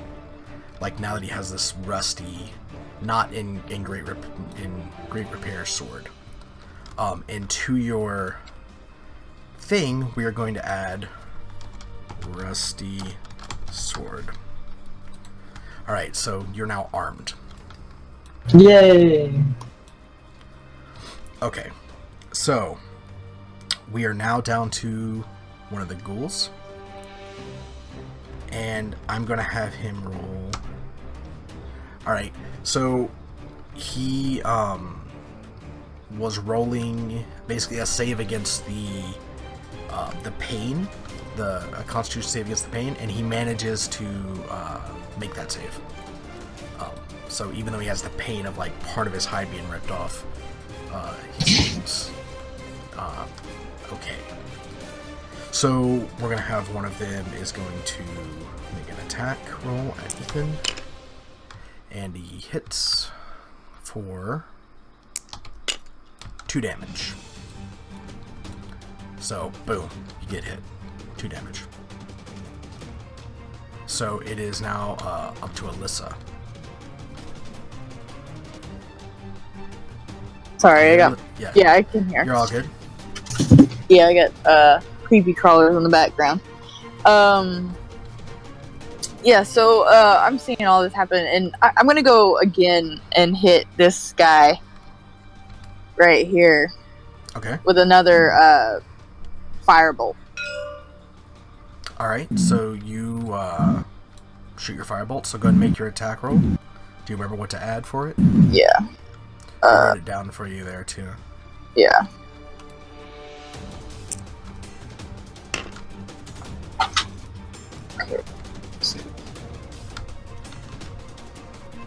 22 after fire.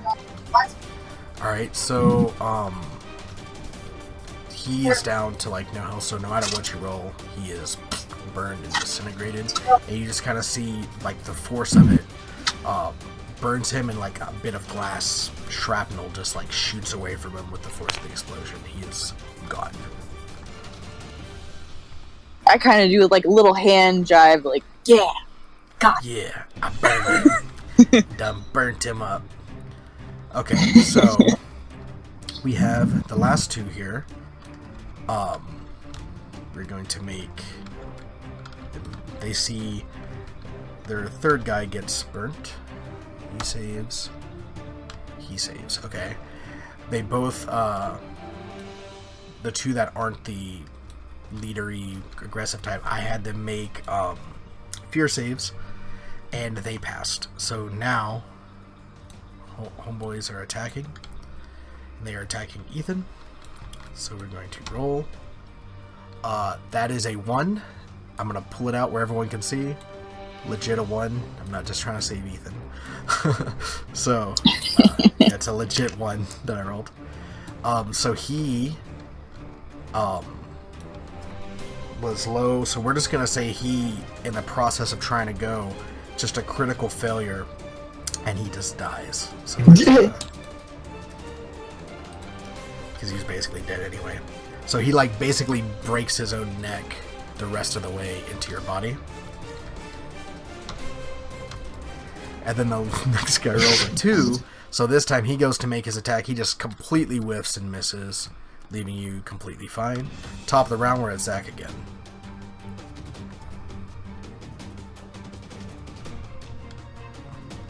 The rounds go faster as people die. Zach? There's Zach? Okay, so yeah, I'm here. I'm thinking. There's 2 left. Can I interact with other players? Bill? In what way? What do you want to do? Like, talk to him? Okay, I'm right next to the Dragonborn now. You can talk or pass an item as a bonus action. Okay, I want to ask for the sword because I don't seem to be doing well with the weapon I have. Okay, so you see Zach kind of sticks his hand out and is like, "Let me see that." What do you do, Ethan?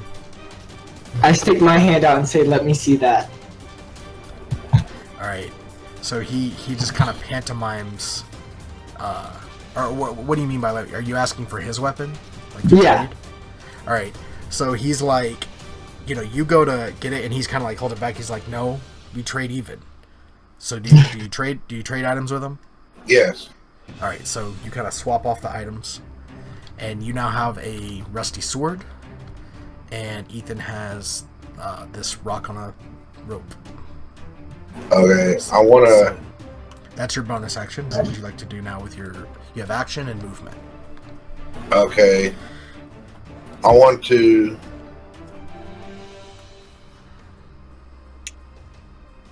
Move to attack this one in front of him. Whoops. Okay. Critical failure. All right, so you're gonna make an attack with the sword. Yes. Let me see.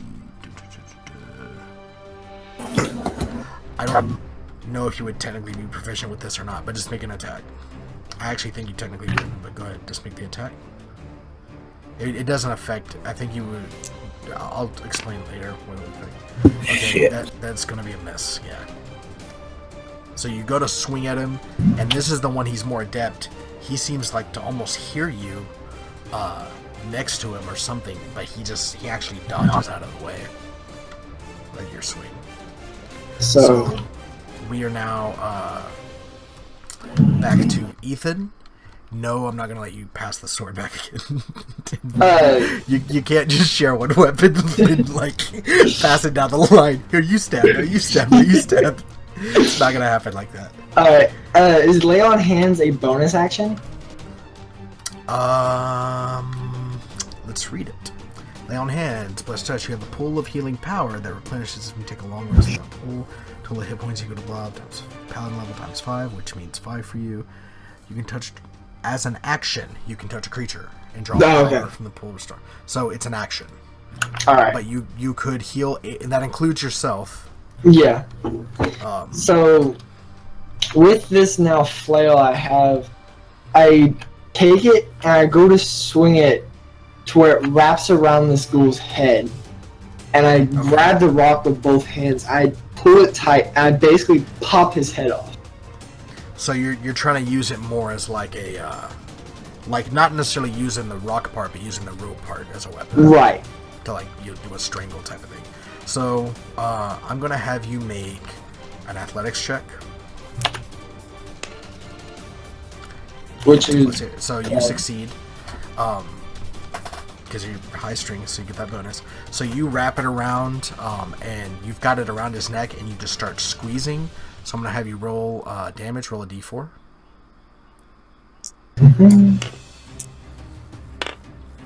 And as you squeeze, like the guy dies, probably sooner than what you needed to do, but you just keep going until you're just squeezing this rope into his neck, and you can see just red blood just coming out, and you're just dead set on popping his head off. So you just and you have completely decapitated this ghoul, and he is now dead, or this human, I should say. So we are now back to the ghoul's turn, actually. He fails his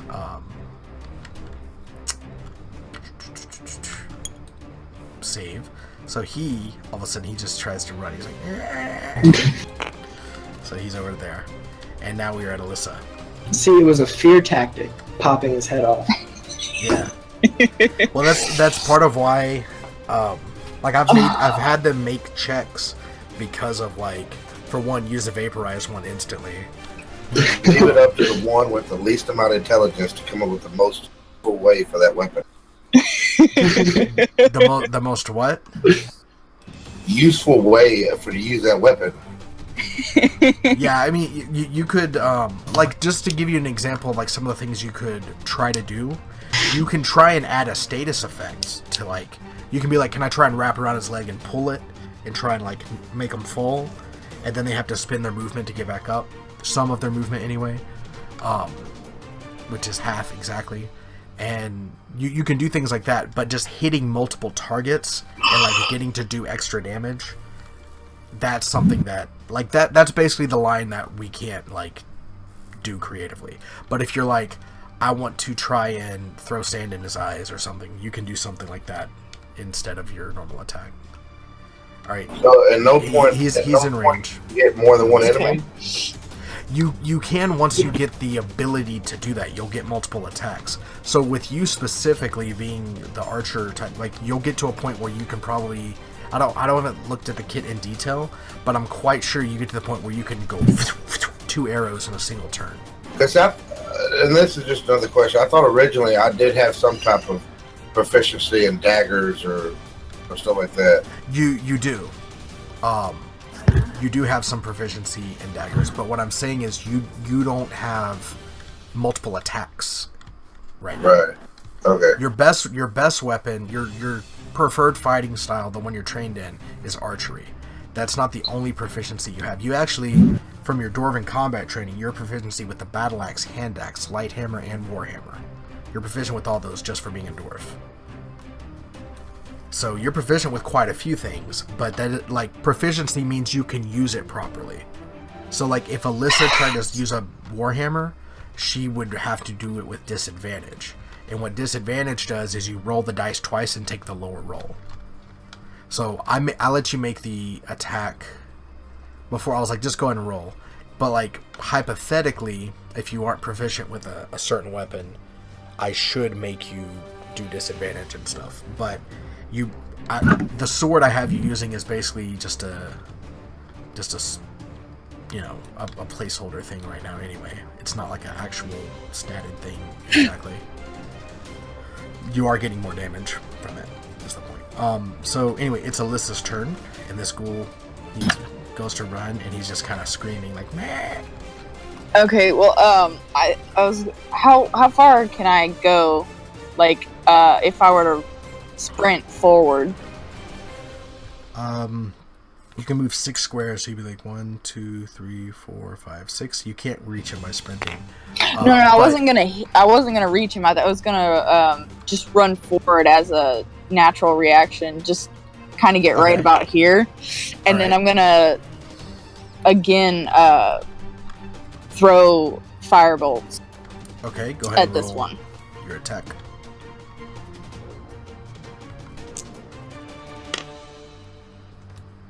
Oh, it's gonna be. All right, so you go to whiff a fireball at this one, and it's just not quite a hit. You miss. Okay. To the top of the round, it's Zach.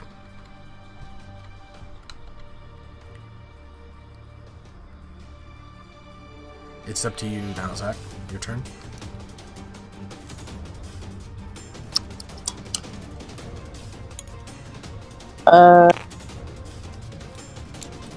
Moving my corpses. Where did he go? I think he's. Sorry, it is. He's still running. Yeah. I mean, yeah, Okay. it's technically all this stuff is kind of happening at the same time, and each turn is about 6 seconds long. Okay, I wanna move about to here, and then I wanna try throwing the sword at him. Okay. This you will be doing with disadvantage, so you're going to roll your d20 twice. Or roll 2 at the same time. So, 12, roll again. Okay, so 12 is the roll you get. That hits. You hit with the 12. And we are going to have you do the damage. Will be 1d4, and then it'll be your dexterity modifier added, not the... So, ooh, nice. So you see Zacchaeus just kind of run. He's got the sword kind of held over his head and like behind his back, and he just kind of runs up a bit and then just hurls it and flings it and just bam, nails this guy straight through the back, through the spine. He's downed. So everyone's dead. And you can hear the crowd is kind of, you hear the crowd, just this roar and this cheer, and there's just this elation in the crowd, and then you hear someone just yell, "Silence!"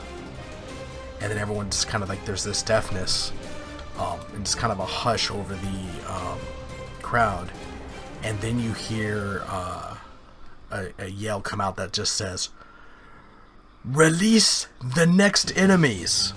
So you now see the gates go to open again, and I'm looking for the thing I want to put. Where are they?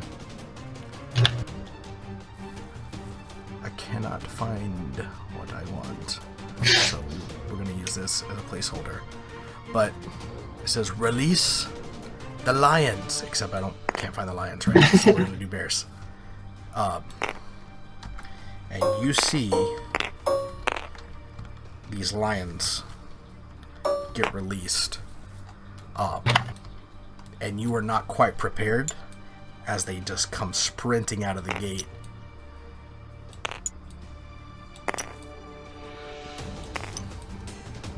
Alright, I would like you to roll a nature check, Zach. I'm about to ask about that. Alright, that would be 20, right? Yeah.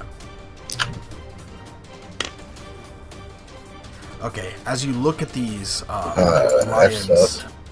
lions that are coming out, you realize that they are just absolutely like, they look like they haven't been fed in a very long time. And you know from your experience that a hungry lion can't really be negotiated with too easily. You know that they are absolutely just parched, starving. You know, they look like they may not have even been given water. It's very hot out here. as well. So that's that. It is. We're gonna go ahead and go top of the round again. We are. Should be. Is it Kai? Actually, no. Yeah, we're gonna actually. Yeah, we'll just go top of the round. So, what are you gonna do, Zach?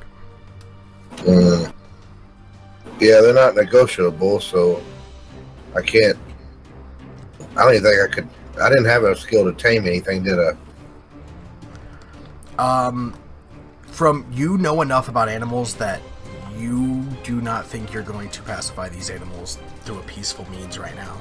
You also know enough, and whether or not you want to voice this to the party or not, you are 90% certain that these lions will absolutely destroy you guys. Like that, they will just rip you apart and you will be food.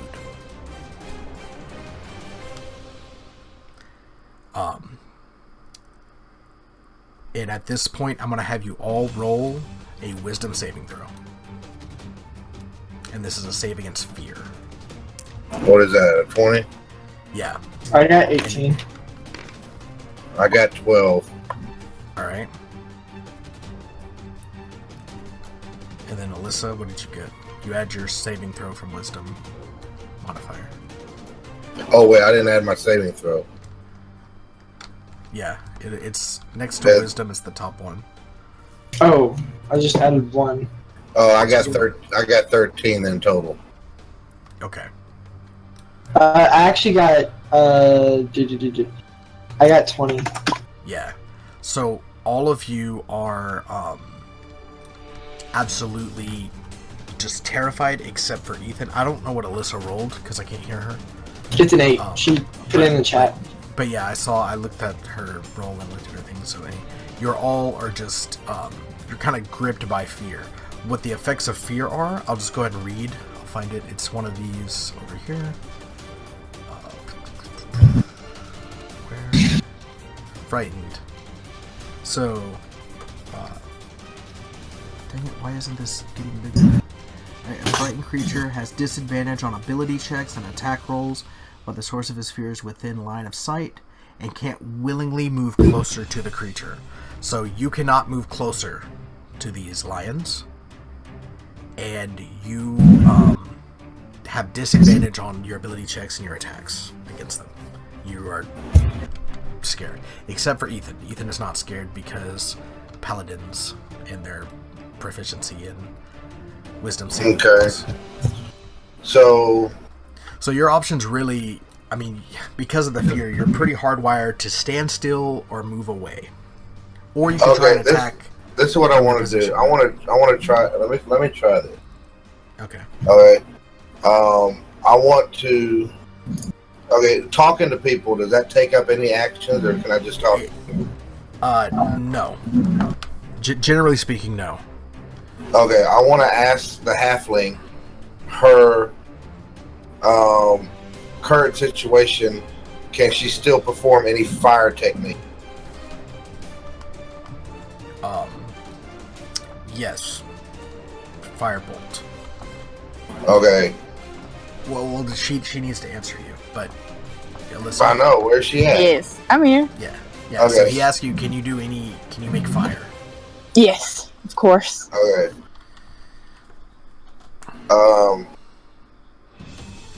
So what I want to do, since I can't move toward them, is now I want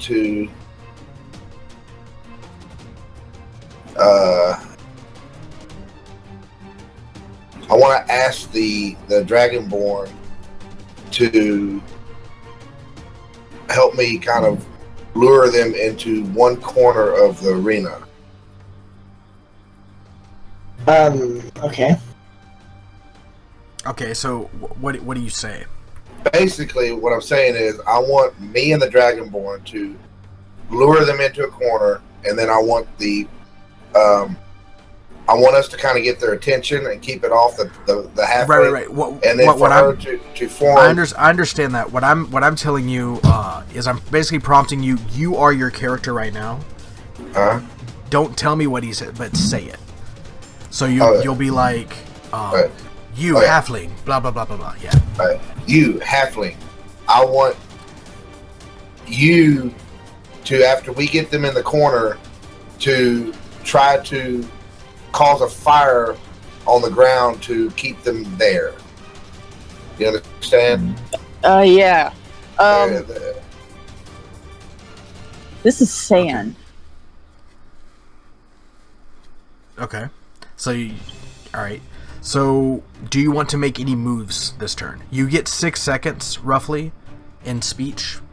Now, I'm not timing you 6 seconds, obviously, but I'm just saying in terms of what you can say, a turn is 6 seconds or so. So you can speak, and you can speak to any number of people, but like there's only so much you can say before turns happen. Does that make sense? Yeah. Yeah. So, do you want to give any? That's what you say to Alyssa. You get that much out to Alyssa, or Jack. Sorry, you get that much out to Jack. What? Do you want to make any movement this turn? I want to move away from them toward the corner of the arena, but I want to get their attention first. Which, like, make noise. Okay, so you're gonna like describe exactly what you're doing, not the effect one. Let me get. Okay, I am moving this way to this corner, and I'm going to be doing it while making noise, kind of like getting their attention to come eat me. So you're just making noise how? Yelling.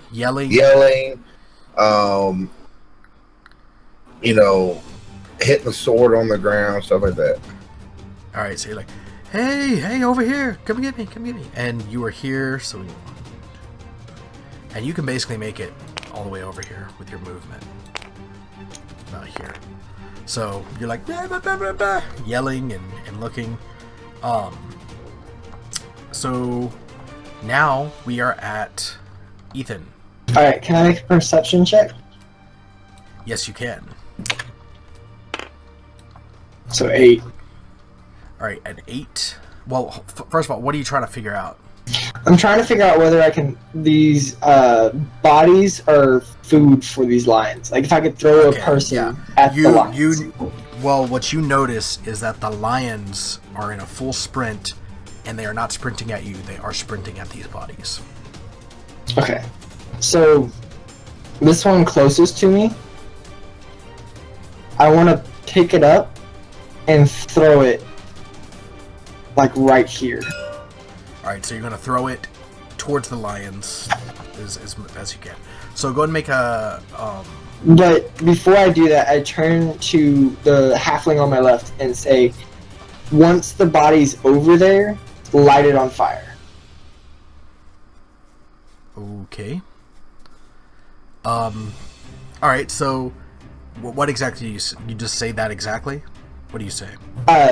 So I turn to this halfling and I go, this body is through dryer, so very flammable. We catch lion on fire. And I grab the body. Alright, so I'm gonna have you make an athletics check. You're really tapping into your athletic skill. 7. A 7. Okay, so you basically say, catch this body on fire or whatever, and you grab it and you go to sling it, and it just kind of goes like, you don't really move it too much. You basically just kind of flip it over. It just kind of fumbles out of your hands. But it does get a little bit closer, more towards the lions, and you have your movement still. Do you want to move? And then, and you can move anywhere, technically. You could move towards the lions if you wanted. You have the ability to. But you can move any direction.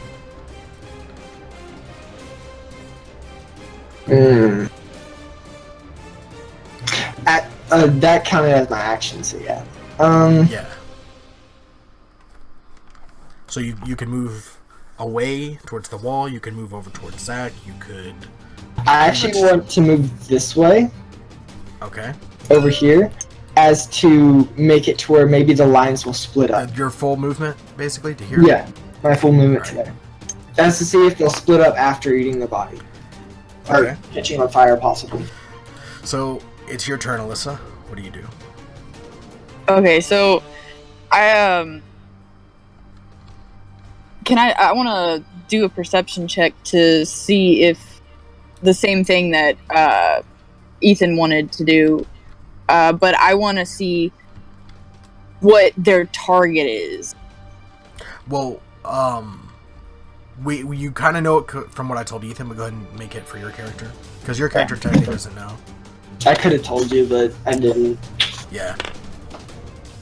So 6. 9. Is that a 9 or a 6? It's a 6. Ooh, a 6. Yeah, or 7 with my modifier, but that's okay. It still seems fairly obvious, and I'll go ahead and turn their models now, that these lions, based on where they're running to, that they seem to be more focused on the bodies. That they're not necessarily focused at running at you. okay. It's not a real high skill check. It's pretty obvious that they're doing that. Yeah. Luckily for your character. Yeah, my character's I'm gonna back away a little. Yeah. And you have your movement range is 30.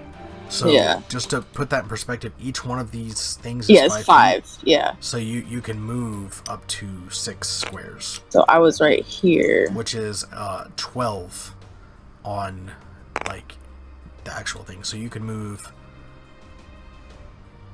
this far or all the way literally to this corner if you wanted. Or in the middle or wherever. You cannot move towards the lions at all. So like anything past like this line towards the lines, you're afraid. So okay. You can't move towards them. So I'm gonna, like I said, back up probably about right here. But I'm going to not aim at the body over here, but over here I'm gonna catch one of these guys, or try to catch one of these on fire with my firebolt. Alright, so make a spell attack with advantage. That just means you roll a d20 twice, take the highest. Okay. Okay. Yes, Rolling. Alright, so 7. you shoot a fireball over at the target, and it does appear to hit, you think, but it doesn't seem to actually cause any fire. You do see the lions kind of like they're in a full run towards the body, but they kind of stop for a second, and then their hunger pushes them on. They keep going, and this back line actually kind of catches up and overtakes the one that stopped, and so they are all over these bodies. And these two lions, this one's that overtook him, this one kind of gets pissed at that because he was like, I'm first, and so he's actually attacking this lion. So, we are up to your turn again, Zach.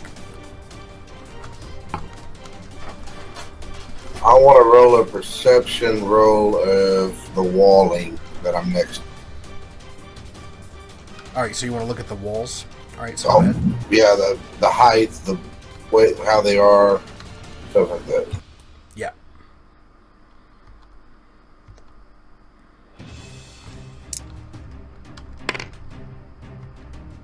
And I'm an idiot. Would you roll 3? Well, what you can tell is the walls, they're definitely made of stone. And you, because of your dwarven heritage, actually, if you go and look at stone cunning, whenever you make an intelligence or history check related to the origin of stonework, you are considered proficient in the history skill and add double your proficiency bonus to the check instead of your normal proficiency bonus. So, this isn't necessarily history, but I'm going to give it to you. So you'll get the +5, which still doesn't help a whole lot. But you can definitely tell that this this is made of stone. The walls are made of stone. They are, there's nothing, particularly crazy about them. There doesn't seem to be a whole lot of footholds or way to climb them. You do know that this stone is not native to where you're from, where your land is, and you, based on that, historically, you aren't entirely sure where you are in the world because of this stone. You just know that this is not stone you're particularly familiar with. I know about how tall the wall is. Yeah, the wall you can see is at least a good 20 or 30 feet. It's hard to tell from the angle you are, but it is far too high to jump over. And then up at that point, there's then crowds overlooking into the wall. So the wall goes up a good amount, and then beyond that, there's like some crowds. The crowds are only on two sides of the arena, and they are kind of branching out from this side, like kind of in from these corners. So over here, where you guys are, there's a lot of crowd there.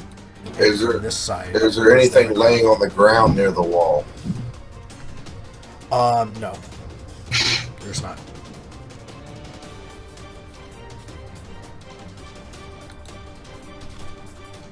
So, we'll call that your bonus action. Do you want to make any? Well, I have no weapons right now, and I thought you had... Oh, wait, never mind. No, I threw the sword, and it's stuck in the body that's been eaten by the lion.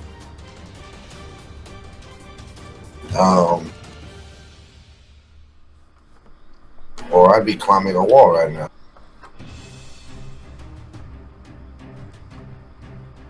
There's nothing I can really do. All right. Do you want to move at all? Yeah, let me move as close as I can to the Dragonborn, I guess. All right. So because of your fear of these lions, you're kind of going along the wall and hugging it, and you'll get to about here. Really? I thought it was going further.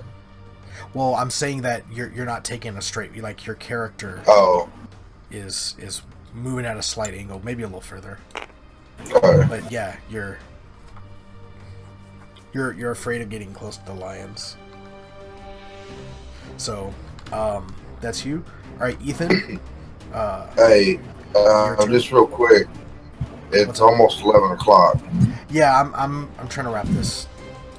Ethan, your turn. Alright, so I see him come towards me, and can I make a perception check to see if any of like the stone on the wall is loose? Yes. That will not be perception though. It'll be investigation.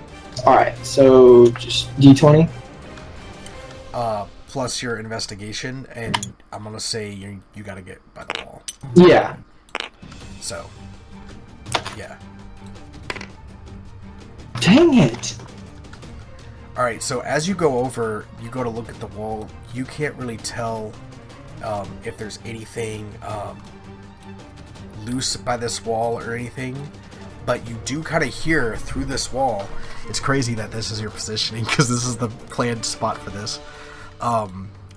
It's literally just by pure chance you stumble and you hear on the other side of the wall like what sounds like some scratching and like people kind of like muttering and talking, and you're not entirely sure. So what do you do? Like you can hear directly on the other side of this wall people messing with the wall.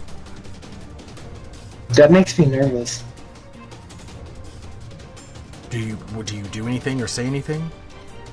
I yell over at the two of them and say, there are people over here behind this wall. Okay.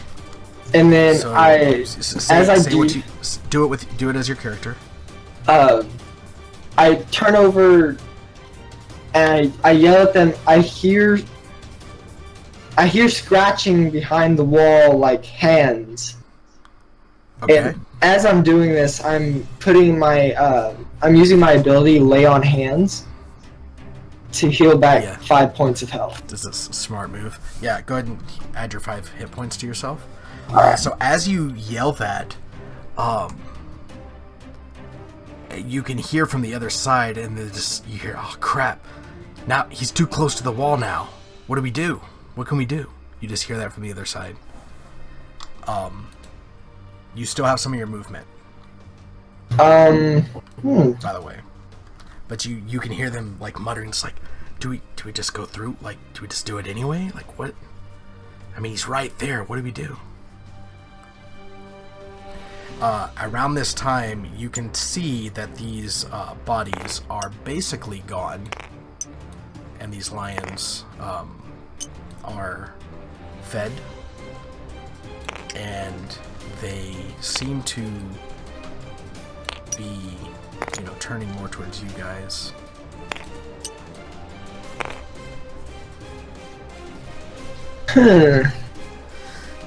Think quick. What do you do? I'm gonna move.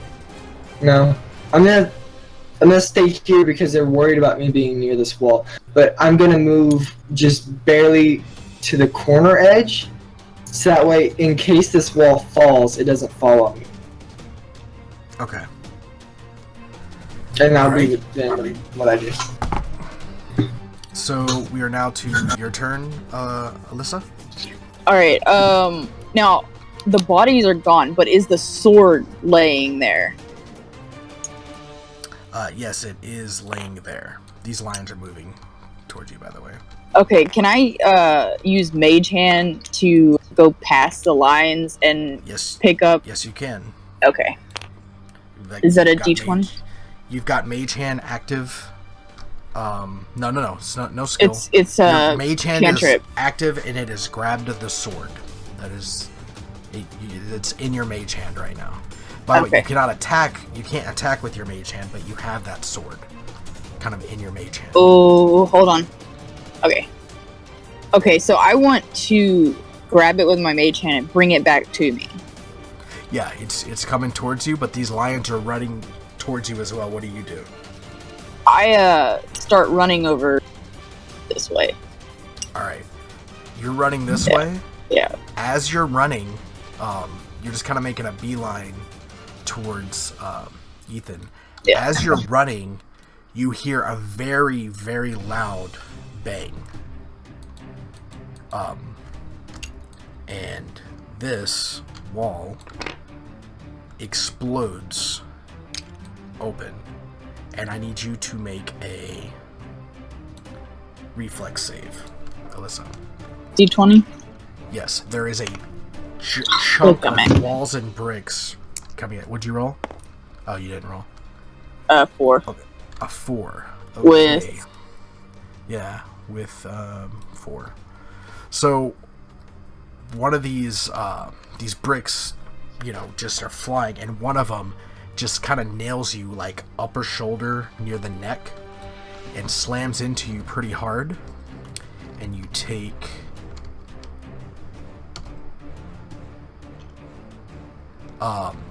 1 damage. It's a very lucky roll. Could have been worse. So you take a damage from it. So you kind of dodge, but not well enough. So it hits you, and then you rest your movement. You get... Actually, hold on. Let me check what you get to. Yeah, you don't get to there. I already moved all your movement. So there's that. And you... The lions see that, and they see as you're hit, you're kind of stumbled off, and they start running towards you, and they have enough movement to get to you, like for certain. And right as they're about to descend on you, you see somebody, a figure, just kind of jump in from the stands. And let me get something to represent that. We'll just have... This is not what it actually looks like at all. This is just something I can grab quick. You just see they jump in, and they come immediately in front of you with a shield. You can't see much beyond that, but they kind of come in over you and have hit this bear. It's not dead, but they have knocked it back, and it's knocked prone. Just kind of knocked it head over heels on its back. And it's not a bear, it's a lion. terrible visuals right now. So someone has just jumped in and just wham, knocked this bear lion. Okay. So. Good So thing I moved. that is your turn. The bears, I had their turn kind of go at the same time.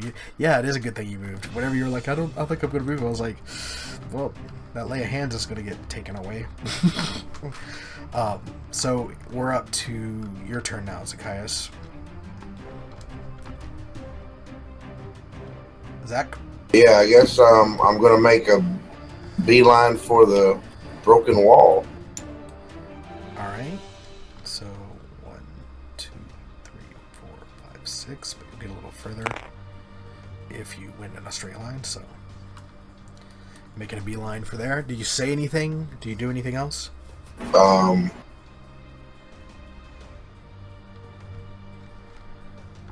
No. Okay. We are now to your turn, Ethan, and you just hear like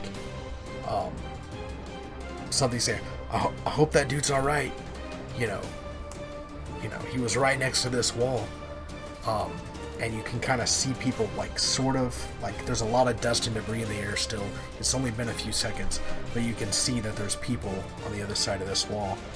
And you just hear like hurry up, like things say like hurry up, get him out. So what do you do? All right, so I'm gonna run, but I want. So I'm gonna run this way, which is 8.5, and then I'm actually gonna get over there. You're gonna go go around the wall. Yeah, and then I'm gonna come back over here on this side of the wall. Okay. As you do that, I want you to make an athletics check. Oh crap! It's over here.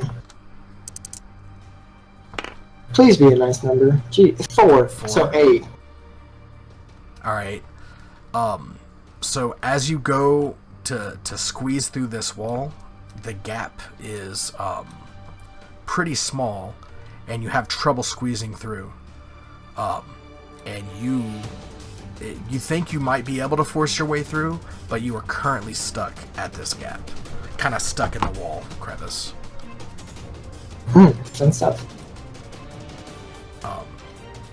So we're now to your turn, Alyssa. Okay. So I'm gonna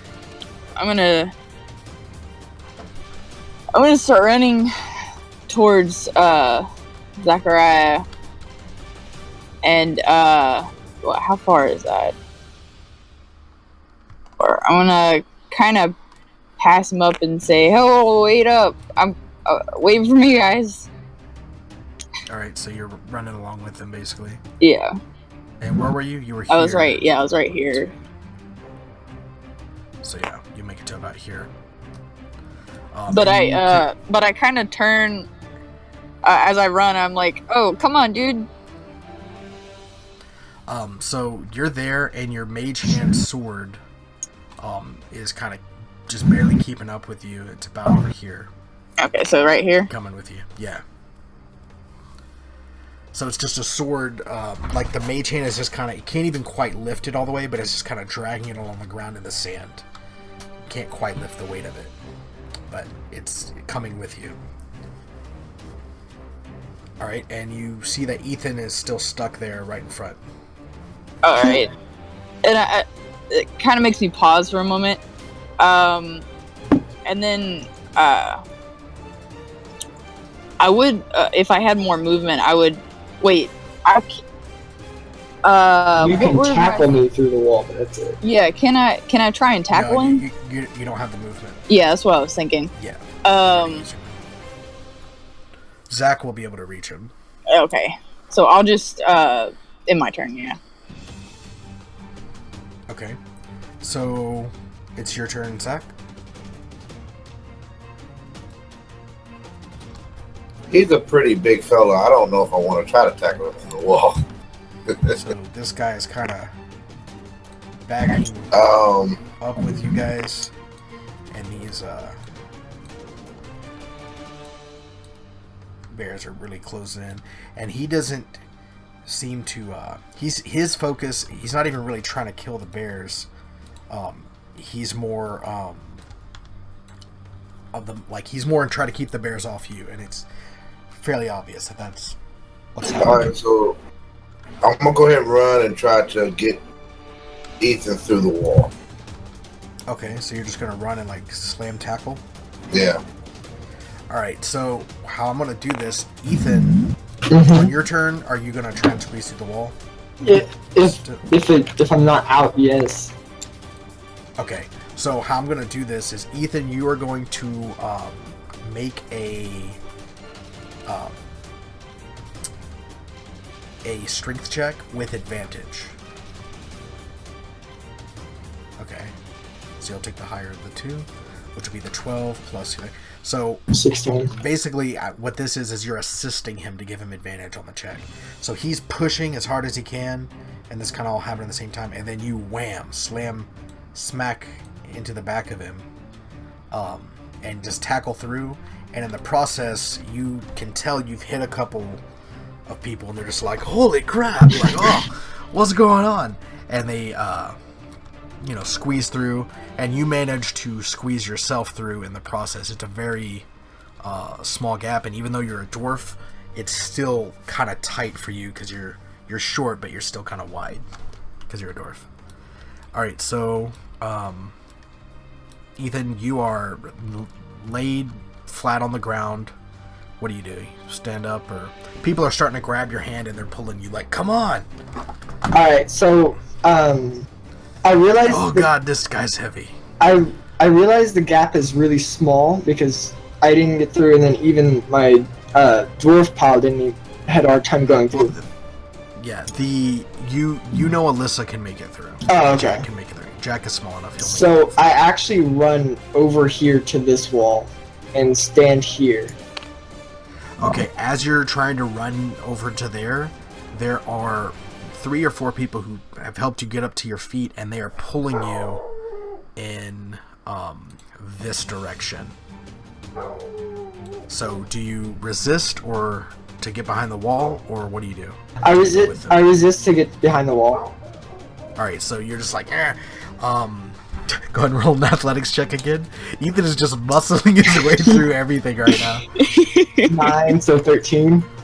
Okay, so you try, and in the process, you sling down one of these people who's a dwarf. You just, like, flat out just sling him on the ground. And he's just thrown down. He's just like, "Oh, Jesus." Except he doesn't say Jesus because this is a different world. But, he's like, "Thordamir's beard" or something. And then, but the other 2 that are pulling you manage to pull you along, and you're not able to resist. It's not a high enough roll to overcome the 3 who are pulling you. So you're not that far, but yeah, you're like here. So, Alyssa, your turn. Okay. I assume I've seen all this through the tiny gap, or have I Yes. not? Okay, Yeah, well, you've seen everything. I'm gonna go ahead and jot through there, and I'm gonna say, "Where are we going? What's happening?" And To anybody who's says, in front of me. Someone says, we've got a boat near the coast. We've got to make it there, or they'll overtake us. And they're just kind of shoving you along. There's people along on the sides here where Ethan was trying to get. They're kind of in a row with the middle open, and they're just kind of hurrying you guys and shoving you along. Zach, are you going along with them? Yeah. Okay, so you're going. Are you going too, Alyssa? Yeah, I make the quick decision. A boat, all right, much better than lions. All right, as that's happening, this dude's kind of back here, and you just hear like yelling, fighting, screaming. But the crowd's coming behind you, and you can't really see what happened. You didn't really get a good look at what's happening or anything, but you know that guy is left back there with the 5 bears, and you guys are all running this way with a group of other people to what you're being told is a boat. So as you get there, you were finally brought into the ship. Let's see, none of you have any sailing skills, right? Who here has the highest Who here has the best history skill? I don't even know if I have a history check skill. Everyone has it. So Ethan has a -3. Someone's got to have better than that. Where would I He has a look? It's by intelligence. Oh, okay. You have a 1. Yeah, 1. Yeah. What do you got? I have a 1. Okay. So I'm gonna have just as a group, we're gonna roll. I'll roll for you. I'll just roll Alyssa's die. Yeah, it's a boat. I got 13.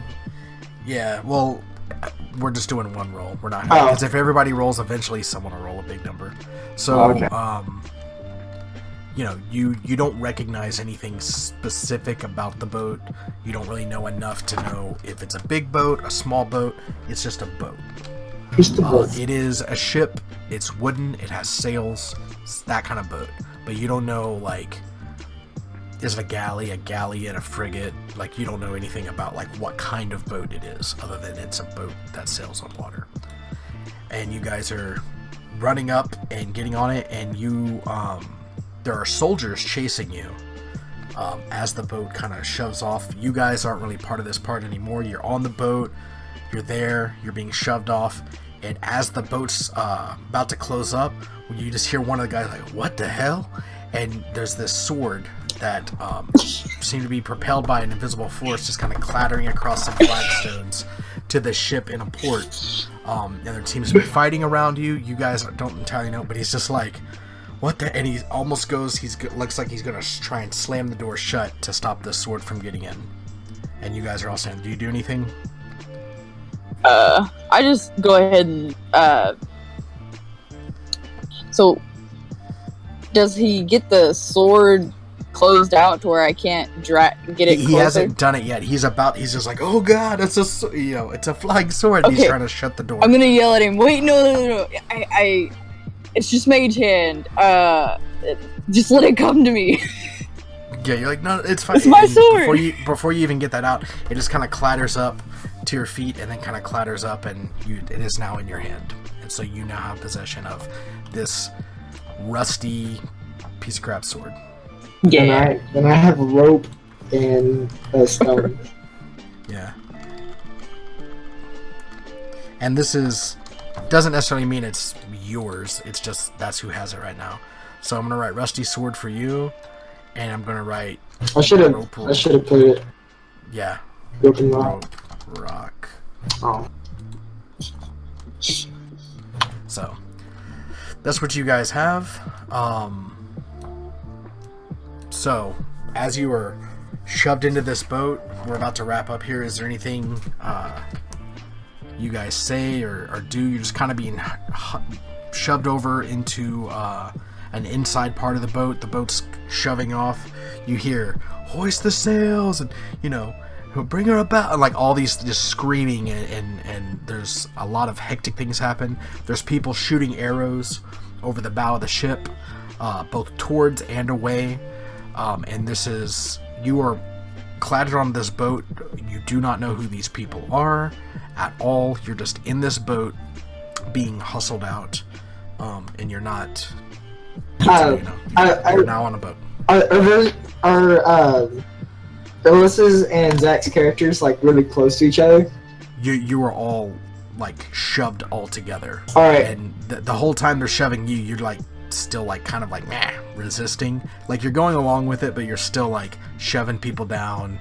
And like you don't really take kindly to other people trying to move you. But yeah, you're all being shoved into this. And they seem to be tolerating you shoving people in a weird way. So as I'm shoving people, this calms down eventually, correct? Yeah. So as it calms down, I look at the two of them, and I envelop them in a bear hug and say, "My name's Garen." Yeah. So you now have this dragonborn coming to go and hug you. What do you guys do? I just let it happen. All right, I'm a just little let it too happen. startled from everything that's happening, and just don't crush me. All right. What do you do, Zach? Are you awake still? Yeah, All right. I'm gonna kind of step back a little bit. All right. I'm gonna say we fought well together, but I don't know you that well yet. So I envelop Alyssa or Jack. this halfling Yeah. in Yeah, halfway. their hug and yell, "My name is Gary," in this really gruff voice from all the sand that's been thrown into it. Yeah, so this Dragonborn screaming, "My name Garrett," and just spits all this kind of sand laced with maybe a little bit of acid, just kind of doesn't really damage you or anything, but it's kind of like everywhere. He's just really happy, seems to be basically undaunted by the situation, and you know, he wasn't even afraid of the lions as they chased you or anything, and he seemed to be somehow. You can tell he obviously doesn't seem to be the smartest member of the group, but somehow he seems to be able to take care of himself and manage to help you guys get out of this situation. And do you guys say anything in return? Do you guys say anything at all? Yeah. You I go will first, say Zach. my name is. You said you fought well. You said that. Yeah, you say your name. Zacchaeus? Yeah, my name is Zacchaeus. They already told me fought well, so my name is Zacchaeus. I look forward to more adventures with you. All right. As I kind of am being bear hugged, my arms are down beside me, so I just kind of I'm wiggling a little bit, and I kind of get my head up, and I'm looking at this dragonborn, and I go, hi, Garen. I'm Jack. Can you Well, please? you're already kind of airborne because he's. Like Oh yeah, 4 yeah. feet I know. taller I'm, than you. but I'm like wiggling in his arms. Like, Yeah. can you put me down now? It's a pleasure meeting you. Down, please. Me down. I drop her and I look at them and go, "I'm tired," and I just kind of like collapse on the ground and pass out. All right. So. I want to real quickly lean over to Jack, whisper, "This ought to be fun." Jack just kind of nods, like it'll be interesting. All right, so we're gonna go ahead and end it there. All right, guys, peace.